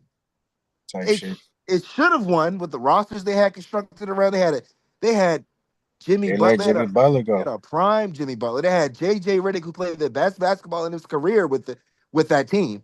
So take the game. You know what I'm saying? So it's like sometimes it's coaching staff, bro. Sometimes it's coaching staff, sometimes it's player. And in that situation, it was a little mixture of both. You know what I'm saying? Like Be Doc Rivers. Mr. 3-1 I think giving them it br- up. I think them bringing in JJ Redick was to curb Ben Simmons' shooting. I think they brought him in to curb that because they had Court Moss and they had JJ Redick. You know what I'm saying? Both of those guys were kind of screen shooters. And they brought in Jimmy Butler to even be that second hand ball facilitator when Ben Simmons was off the bench. Yep. So in a sense, it was supposed to work because you could have Jimmy Butler bring the ball up the court, JJ come off screens, and Ben and Joel play the post. That can work. You know what I'm saying? And that's what they were doing when they were kind of fixated when he was not going to get a jump shot. So they kind of went that direction. You know what I'm saying? Okay, well, maybe we use him as a power forward instead of using him as the primary ball handler. Right. That part of it is what I think was coaching. You know what I'm saying? Because that part, you could have won with that part. You could have won with that squad that played that Atlanta team. You know what I'm saying? You could have won with that squad if you ran it back. You know what I'm saying? If you ran it back, you could have won with that team in 2019. Because wasn't that that was the year before he went to that was the year he went to Toronto, right? Yeah, that was Mhm. the year he went to Toronto. You could have run that back. You know what I'm saying? So like maybe the whole thing. I don't know if he got the back injury in that summer, but like we ain't seen a player like Ben Simmons, like a player that's gonna change. And I just seen crazy comparisons. Niggas comparing uh Darren to motherfucking Ben Simmons. I don't see that. I don't see that. I seen that one No, they only saying that because of the attitude. the attitude. Yeah. I don't see the play style. Yeah, it's strictly attitude because Strictly it's kind attitude. of the Like, same thing. Ben Simmons wasn't all the way locked in at LSU sometimes. and it made me kind of question why the fuck did he pick LSU out of all places? Like, nigga could have went anywhere else but LSU. I think they just Like, was go give him the green light. Like he yeah. wouldn't be able to be like. Can you imagine Ben Simmons at Kentucky? Because Coach Cal restrict all his players. What would restricting Ben Simmons look like? Yeah, Like, Skylar BCR. what the fuck would that look like? Yeah, that would be horrible. He's not a point guard for Duke. He's not a Duke point guard. He doesn't fit that role of discipline. Like, I mean, he probably would have been all right with Duke. I'm not sure. I can't remember who even came out I around mean, that time. coming to look at Zion's career Oh, and that was Jason Tatum. how much of a wild boy Zion is. Shit, with Zion don't fit the mold as a Duke player either. He would have been playing with Jason Tatum. Yeah, That could have worked. who's on that squad with Jason Tatum? Who was? Uh, Luke Kennard, Grayson Allen. Oh wow, Grayson Allen and damn, Grayson Allen and Jason Tatum was college teammates. Wow. Yeah, and Luke Kennard was on that team too. Think Trey Jones. They had some shooters. Okay. It could have worked. And Yeah. then, So, yeah. So Tatum know how crazy Luke is. I mean not Luke. Grayson is. yeah. going back to the tripping situation, the nigga got a 1 minute 30, and that's not even long enough. They should have some replays on that motherfucker. But yeah, that nigga got a compilation of tripping niggas. Like, I still ain't see this NBA clip niggas was talking about, but I let slide. I'm pretty sure it did happen. 'Cause that nigga been in plenty of fisticuffs or potential. Yeah, but that's pretty much what I got on NBA. Niggas want to move to music. Yeah, we can just go ahead and just any updates as far as like any of these albums that drop, like any rankings or any type of like. If we're gonna do that, maybe we should wait till next podcast because I got a hell of a take on that. If we're gonna rank and do shit like that, because right out the fly I ain't gonna be too strong with it. All right, well, you think on that. I already say shit. I'm still kind of the same as where I was at. Like I think this Baby Keem album is very solid. I think this Larry and Currency album solid. Of course, J. Cole. I, I'm standing on my 9.3. 9.3. Okay. Yeah, I think that junk at 9.3 is aging well. It's like Aging fine well. wine. So Yes, it is. Yes, it is. yeah. Oh, and also the ASAP album, that junk low key is fire. Like, I don't know, niggas probably still ain't listen to that junk. That junk fire. The Don Tolliver album, that junk, it's It's pretty all fire. right. It's all right. I ain't heard it yet. I was Yeah, gonna it's tap like in. it's 8.5 ish. Okay. It's really good. I wouldn't say it's like super top tier. Maybe I gotta let it grow on me too, but just do most of the songs. Rare songs. It's one song to Kushi. Something I don't know what the fuck, but I fuck with that jump. There's a couple good songs on that jump. Yeah, that jump. They got a radio hit, I think, with that it's like Justin Timberlake remake Uh, that body song. That's on okay. hard though. I gotta get it a tap. I gotta get it a tap in. Yeah, so shoot. I know it's been a highly ranked album so far this year, been number one a couple times and Yeah, shoot. he was the most anticipated artist, reference. Yeah, so yeah, I ain't mad at I that. And think he had a good 2025, so and he a part of Travis Scott's camp. yeah, yep. Jack Boys. So yeah, absolutely. Yeah, I'd say those probably been the best albums. I gotta listen to some R&B. It's been some R&B albums that dropped. That Brent Fires joint, I gotta listen to that. I ain't listening too much of that yet. Shoot. And he on the ASAP album too, so shoot, that's a nice little, you know, start for him. I'm trying to think some other albums. That's probably it for real as far as this month. I can't think of anything else. But yeah, we can come back to that then. Shoot. Well, it's hard to say what I said. Yeah, I can give a better analysis when y'all fuck around and get these jumps to spin, but yeah, I probably should. Yeah, I'll get my top 10 another time. Yeah, we'll do that another time. This shit. Any more topics? If that ain't it, we can go ahead and end the jump reference. Yo, Yo, yeah, this shit kind of fading out. I don't know what the fuck. Yeah, shit. That's it. This shit. We good. Goddamn it. We got 2 hours in. Shit. Think we to cover all bases. all Like right, I well shit. said, my nigga Shizay, MVPZ. It might be a little room for parody, you know what I'm saying? But we'll see. I think we should come back in probably a week and we'll see, you know what I'm saying? Further on, but I feel like SGA is like leading candidate, you know what I'm saying? And that's just how that cookie crumble. I just think he's a leading candidate. Missed a couple more games, we have some parity. But until then, SGA is the front runner, man. Can't hate on that. You know what I'm saying? He's clearly been the best player this season. He's clearly been the MVP this season. You know what I'm saying? And rightfully so. You know what I'm saying? Projected and came out and did that. So like it ain't nothing against that. You know what I'm saying? Maybe if injuries didn't play a factor, we'd like to see, a little bit closer.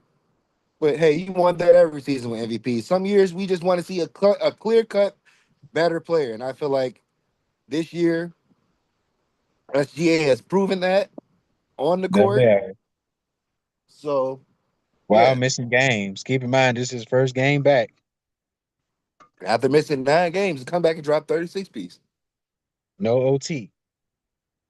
no OT. So that's how that joint ended. This your boy Threezy, man. It's been a good show for me, man. And I'm out, baby. Catch you on the flip side, my dog. All right, doggy. Yeah, we can go ahead and finish this off. I think we are done. Real quick. Since it's Black History Month, I did watch a little bit of Black History. I ain't see too much of it, but I've been watching some of this Team USA games with the men's and women's hockey team for the Winter Olympics this year. I would just love to say great, amazing job by both of the hockey team, men's and women's. I'm not sure what type of drought they was on as far as gold medals. I think women has been dominating, and I also think Team USA got one recently before this one. I'm not too sure. But I know it's just no. I think Team USA struggled to get gold against Canada specifically, but I could be wrong. Obviously, a nigga don't know shit about hockey. I'm just literally getting into this shit, but I would say this is a great birth of me getting into hockey because that men's game was so crazy. Um, I think Jack Hughes did get is his name Jack Hughes? It's two Hugheses, but I think Hughes got both of the goals. I think he had two goals, including the last one in overtime. It was crazy, man. They was going there defensively. The game was just super fast. All these star players in the NHL.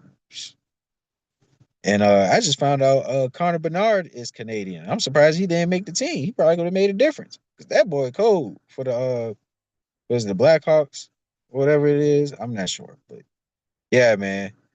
With all that being said, shout out to Team USA being able to get the gold medals for both men's and women's, and most importantly, shout out to Layla Edwards. Yeah, Layla Edwards, one of the members for the Team USA women's team. Yeah, women's team. Uh, First African American woman to get gold for the women's side. So you know, it might be overall both. Might be men's and women's. But I know for sure it is on the women's side, obviously. So yeah, man. Uh Black woman got gold medal with the hockey team on one of the biggest stages, if not the biggest stage. And first time to do it. So literally Black History in 2026. That is amazing. Clap it up. Round of applause. That's definitely amazing. Um, but yeah, I'm gonna definitely tune into a little hockey, probably a little later today. I'm kind of excited to see how most of these players are looking post Olympics. So um I don't think anyone is really going crazy, crazy. Connor McDavid, he's been putting up some good numbers. I know they got a crazy win against the LA Kings. I think it was like 11-10 game type shit, and this nigga didn't even get a goal. So that's crazy. But yeah, like I think Connor McDavid, he on a good start. He did get some points. So yeah, I'm definitely gonna tune in with Macklin Celebrini. That's probably one of my favorite players, if not my favorite player. I got to figure out who my team gonna be in the future, but for right now, I'm just enjoying the game of hockey. It's definitely it's a little more entertaining than what I thought, man. But yeah, shout out Team USA hockey. Shout out to all the gold for the Winter Olympics for Team USA, all that good stuff. And yeah, man, good shit, good shit. Also to not leave out the women's side of basketball, um, I kind of been slacking on Unrival. I ain't gonna lie, so I got to tune in with that because the playoffs ready to start. I got to see the playoff matchups again, and just to get out the way, I'm a Breeze fan. I fuck with the Breeze. I fuck with Paige, Rakia. Shout out to Rakia coming back. I don't know if y'all heard the shit with her and all that, and I ain't finna go back through that history or whatever that just recently happened. I'll bring it up when I guess they figure out the legal issues and stuff like that or consequences. But yeah, I'm just happy to see Rakia back, smiling, and man, let me tell you, man, when women try to get their get back, oh, they do it in devious ways, but they do it the right way though. Because when I say this child has been, let me not say child, that's kind of old. I'd say that. But Rakia has been putting on as far as those fits has been crazy. I ain't gonna say too crazy, but it's definitely like she definitely popping out on shit. So and she been playing good too since she's been coming back. So yeah, man. It's like every time you see Rakia, you be like, damn, why that boy? I don't even want to say his name, man. And it's a shame because he's actually a good player in the NFL. But yeah, man, do the crime, do the time. Shit. What's it? But I'm a Team Breeze fan. Shout to Dom. I did see the clip. KD pulled up to one of the rival games. Actually, I think a good 2, 3 games that happened. And Dom Malonga, she got another dunk. Probably the best dunk I ever seen her had. Cause I mean she took off little nice 2-step gather. So yeah, that shit was cold. Like she can definitely like dunk, and she might posterize somebody next year. She's only like 20 years old, so she's still growing, still getting her athleticism to high peaks, and yeah, she'll be a top 10 player soon. And shout out to the W. I don't know if the deal is accepted, but I know there's an offer where it's like $8 million increase or some shit like that. I'm not sure what it is specifically, but yeah, like the money talking a little bit. The money conversations is conversating a little bit, but hopefully they get that shit settled soon so we can have a WNBA season, a full slate of games, the playoffs, all that good stuff. But yeah, just as far as unrivaled, Team Breeze, I think is a very good team. Also got Cam Brink, Kate Martin, Courtney Williams. So I love that team, man. There's a lot of players that I fuck with on that team, but I do think that the Miss are going to win it all. They're just super stacked to me. You got Alicia Gray, Enrique Unwale, Veronica Burton, Brianna Stewart, Elena Smith. Like that is a nasty fucking squad right there, bro. So unfortunately, I think they're the best team and they're probably going to win it. But I mean, regardless, you never know who can get the upset in the 3-on-3 format. It's all about matchups, and if somebody can exploit it, then you can really run up the scoreboard and get a win. So, um, but yeah, it's been cool to see some of the rival games. I've seen a couple a little bit. I ain't gonna lie to you. It be on the same time as the NBA. I be trying to channel through, and by that time, I get wrapped up to the NBA. But I still enjoy the production that they've been putting on and the revenue that they've been getting. The attention has been several NBA players pulling up, so they're definitely getting a lot of respect. The 101 tournament was amazing. Chelsea Gray, the tournament winner, she got a clutch win against the other great Gray and Alicia Gray, and got a good win against Paige, a good win against Jackie Young. So yeah, man, shout out to the point guard, the Rose. They got a stacked squad, and let me not forget to mention that they got Angel Reese back in the Unrivaled League just out of nowhere like a RKO, but she is back and she's been pretty good. I seen the game against the Laces where she was having some good defensive stops against Jackie Young, had a great bucket. I definitely was watching that because she had a nice little pivot Smith move, got a bucket after all that. I think she had a jump shot. It was a couple buckets, a couple plays Angel Reese had when she got in the game. So, shout out to Angel Reese, man. Miss her hooping, and I'm glad to see her back in some basketball. Um, yeah, but it's gonna be a good tournament, man. All these teams gonna be stacked. Can't wait to see who come on top. I'm definitely gonna try to lock in a little more because sometimes your boy be a little sidetracked. You know, definitely gonna sit down and watch these playoff games, especially for Team Breeze because they put it off. I'll be ecstatic, and I think all this is gonna transfer to the WNBA next season. So yeah, man, I'm excited for that part. I'm happy that these women still getting a good amount of money despite the WNBA lockouts and stuff like that. And it can also be a security blanket if these deals don't go through. Also, another venue for women's hoops has been AU Sports or AU Basketball. I haven't watched too much of it. I just been kind of catching some of the stat lines. It's been a couple games. Actually, all the games are on ESPN, so it ain't hard to catch, but you just kind of ain't been able to. But I did see. What did I see? I see Odyssey Sims put up like 40 recently. Of course, they got the clip of Isabel Harrison going viral with her just smiling and looking, you know, 10 out of 10 as usual. But I probably go back and skim through some of these games. So I'd like to see some of these young talents and how they perform, like the Nisa Maros and Tahina Pow Pows. I want to see some of these journeymen too, or journey women, like Ariel Powers. I gotta see how she did this year. Um, yeah, it's always good talent in AU. So I could just go ahead and spin the block on that one. I ain't gonna miss too much on that because I definitely want to see how some of these players are prepping for next year. And yeah, that's probably about it on that. Um, yeah, because hopefully this deal gets signed with the WNBA. I hate to miss even 5 games. So yeah, man. They ain't got no Olympics this year, so ain't no Olympic break. You get a nice little jump start back after All Stars. So there's gonna be some good shit for the W. And definitely gotta see how Caitlin Clark come out because she ain't in none of these programs. So I wonder how she kind of prepping up. Also Asia Wilson. So interesting cook up.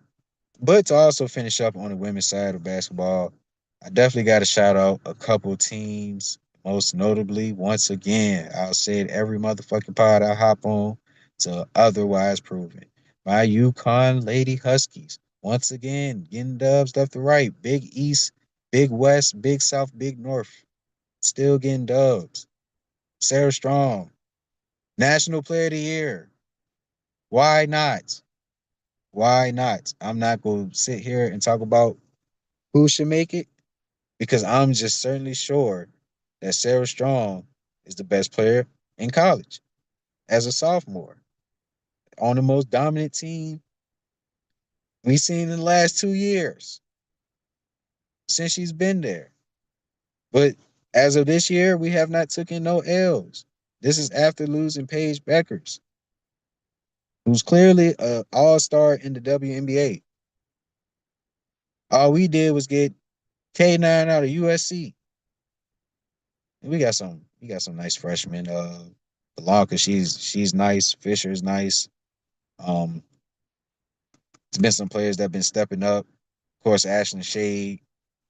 Um, who am I forgetting? Of course, AZ Fudd being the best perimeter player on our team. I want to say she's the best scorer, but I think Sarah's probably a little better. But AZ Fudd's been killing too. She's been putting up 20s here and there too. So yeah, man. I think Sarah Strong. She's been the best player on the best team. And as far as going into this March Madness, being 30-0, winning Big East yet again, tourney ready to start. We already know how that go. It's been some games where we kind of had to, really put the gas on the flow. But other than that, man, we leaving with 20-point wins, man. We leaving with 20-point wins. I'm just waiting on March Madness to see who we go match up with later on. And of course, you got to handle business out the gate. But still, like, yeah. Shout out to my Yukon Lady Huskies, man. Shout out to AZ Fudd, senior. She's gone straight to the WNBA. Not sure where she's going to be, but I know she'll be at least top three. She got to be. So, and even defensively, she's been looking phenomenal. So, you know, hate to see her go, man. 5 years, but she missed a couple years, and I feel like we didn't get a full slate of AZ Fudd basketball at UConn, but she left with a championship and possibly another one, playing some of her best basketball too. So happy to see, man. Shout out to my Yukon Lady Huskies. I also want to shout out a couple other two seniors, Flau'jae Johnson, of course. I've been watching Flau'jae all 4 years at LSU since she was a freshman, winning a national championship. I want to say that was her freshman year. Yep, it surely was. Then just the other 3 years, including this year. Now she has some kind of blunders with LSU. They lost some good amount of games against South Carolina. I forgot who else they lost to. I want to say Tennessee. I don't think they lost to Tennessee. But they had some couple flops here and there, but that's not to take away for the fact that they're still one of the better teams in the country. She's having a decent year. There's a lot of talent on that team, so for them to be putting up 100 points a game and she averaging 15, it's very solid for her. And again, I think she's one of the better players in the draft coming up for the WNBA. Hopefully, she get in a good position to be a bona fide leader or scorer, best player type shit. And I think she'll really take off like that. But you know, shout out to Flau'jae though, man. I just enjoyed watching her career at LSU, even the off court stuff with her endorsements and of course rapping, being a Rock Nation artist and having some nice performances at the ESPYs and things like that. She's had a phenomenal career in college and I definitely salute it, especially playing for a royal program like LSU women's basketball. So shout out to Flau'jae Johnson, man. I got much love for her, and I can't wait to see what she do in the SEC tournament. That's going to be big fucking time, big fucking time. Can't wait to see it. But also in the SEC, I also got to shout out another senior, a senior that don't get a lot of love and a lot of shine, but for the real ball knowers, they've been giving her roses and flowers, and I'm gonna be somebody else that do the same and shout out Raven Johnson out of South Carolina, one of the best point guards in South Carolina history, considering that she is a two-time champion and a very good defensive player. Her all 4 of her years, but even offensively, she's been stepping up her last 2 years, especially this year. She's been having some good games. Again against LSU, she had like 19 points. I think she had a 15, 16 point game against Tennessee. I want to say, or maybe it was Oklahoma. Can't remember. But I know she had some of her best scoring games this season. So yeah, man, I definitely salute Raven Johnson. Oh shit, I need to get some gas. Bring this shit up. But yeah, like shout out to Raven Johnson. Much salute to her and her career at South Carolina, being that extension of Don Staley. And, unlike everybody else, man, I think she got a good spot in the WNBA. I think she should be a top 12 pick at least. I think she's going to be a nice team elevator, team basketball player. So, shout out to Raven Johnson, man. And, I'm excited to see what she do in this SEC tournament too. This is gonna be fireworks. You got again LSU, Alabama, TCU. I mean not TCU. Who the fuck was I thinking? LSU. I think it's LSU. LSU, Tennessee, Oklahoma, South Carolina, Vanderbilt. Shout out to Vanderbilt too. Should give love to Michaela Blakes. She's been putting up 30, 30, 30, 30, 30 past 4 or 5 games. So, I understand why people are entertaining the National Player of the Year conversations, but I'm still going with my girl Sarah Strong. But shout out to Michaela Blake. She is hooping. Who else in the SEC? Uh, Kentucky. They're not bad at all. They actually been hooping. Old Miss, Cody McHannon. She's been going crazy. I know I'm forgetting a good amount of teams, but I name about goddamn 7, 8. So it just show you, man, the SEC tournament, man, that's gonna be one of the ones. And then you got Big Ten. I think it's Big Ten. Big Ten or Big 12. I think Big Ten. Well, both Big Ten and Big 12. You got Big 12 with I think that's TCU and I want to say Texas Tech. I think I'm a little off, but that's like Baylor and all that. I think Arizona State. Good teams, good ranking teams. So That's gonna be another one. And then Big Ten, you got UCLA and then Michigan. Who else a sleeper? Iowa. That's probably about it for real, for real.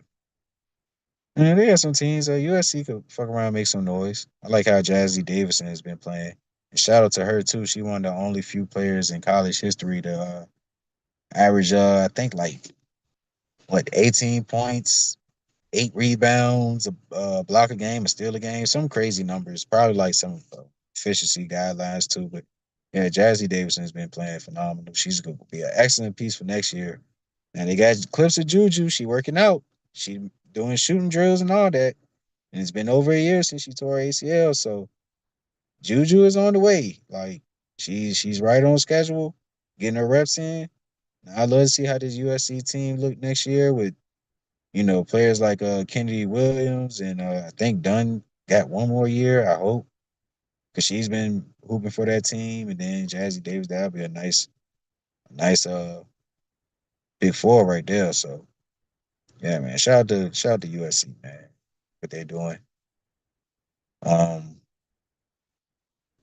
but yeah, that it for real, for real. I'll save some more for next time. I got to see who's playing today. It's probably gonna be some banger games tomorrow, but yeah, that's about it. Wrap it up on here.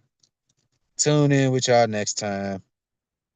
Please like and subscribe if you enjoy, or just leave a little cheap little like if you got a little 5 seconds. You know what I'm saying?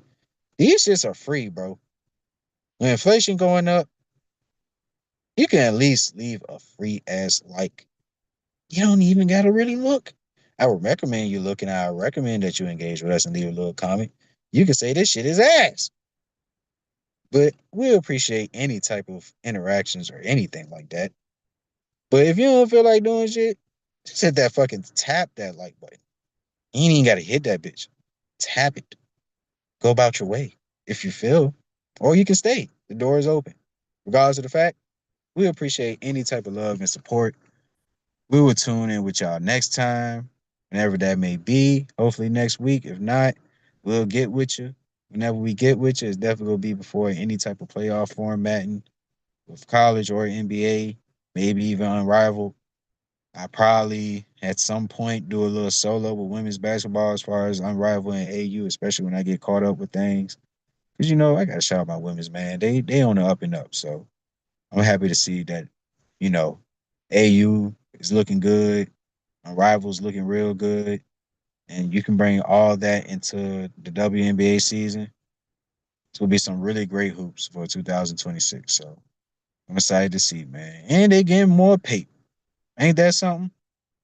Ain't that something? But yeah, man, that's about it. I am done. Shout out to the reigning MVP, the reigning finals MVP, Shea Gilgis Alexander, coming back. First game, 34 piece. I'm out. Minutes restriction. That's cool. We got Isaiah Joe. Three. Isaiah Joe again. Three. Shout out to my Thunder, man. We gonna lock up that first seed. It's been too much chatter. Okay, let me not be hypocritical because before Shea came back, I said, you know what, San Antonio might do get this. They might get this first seed, but we want some sneaky games.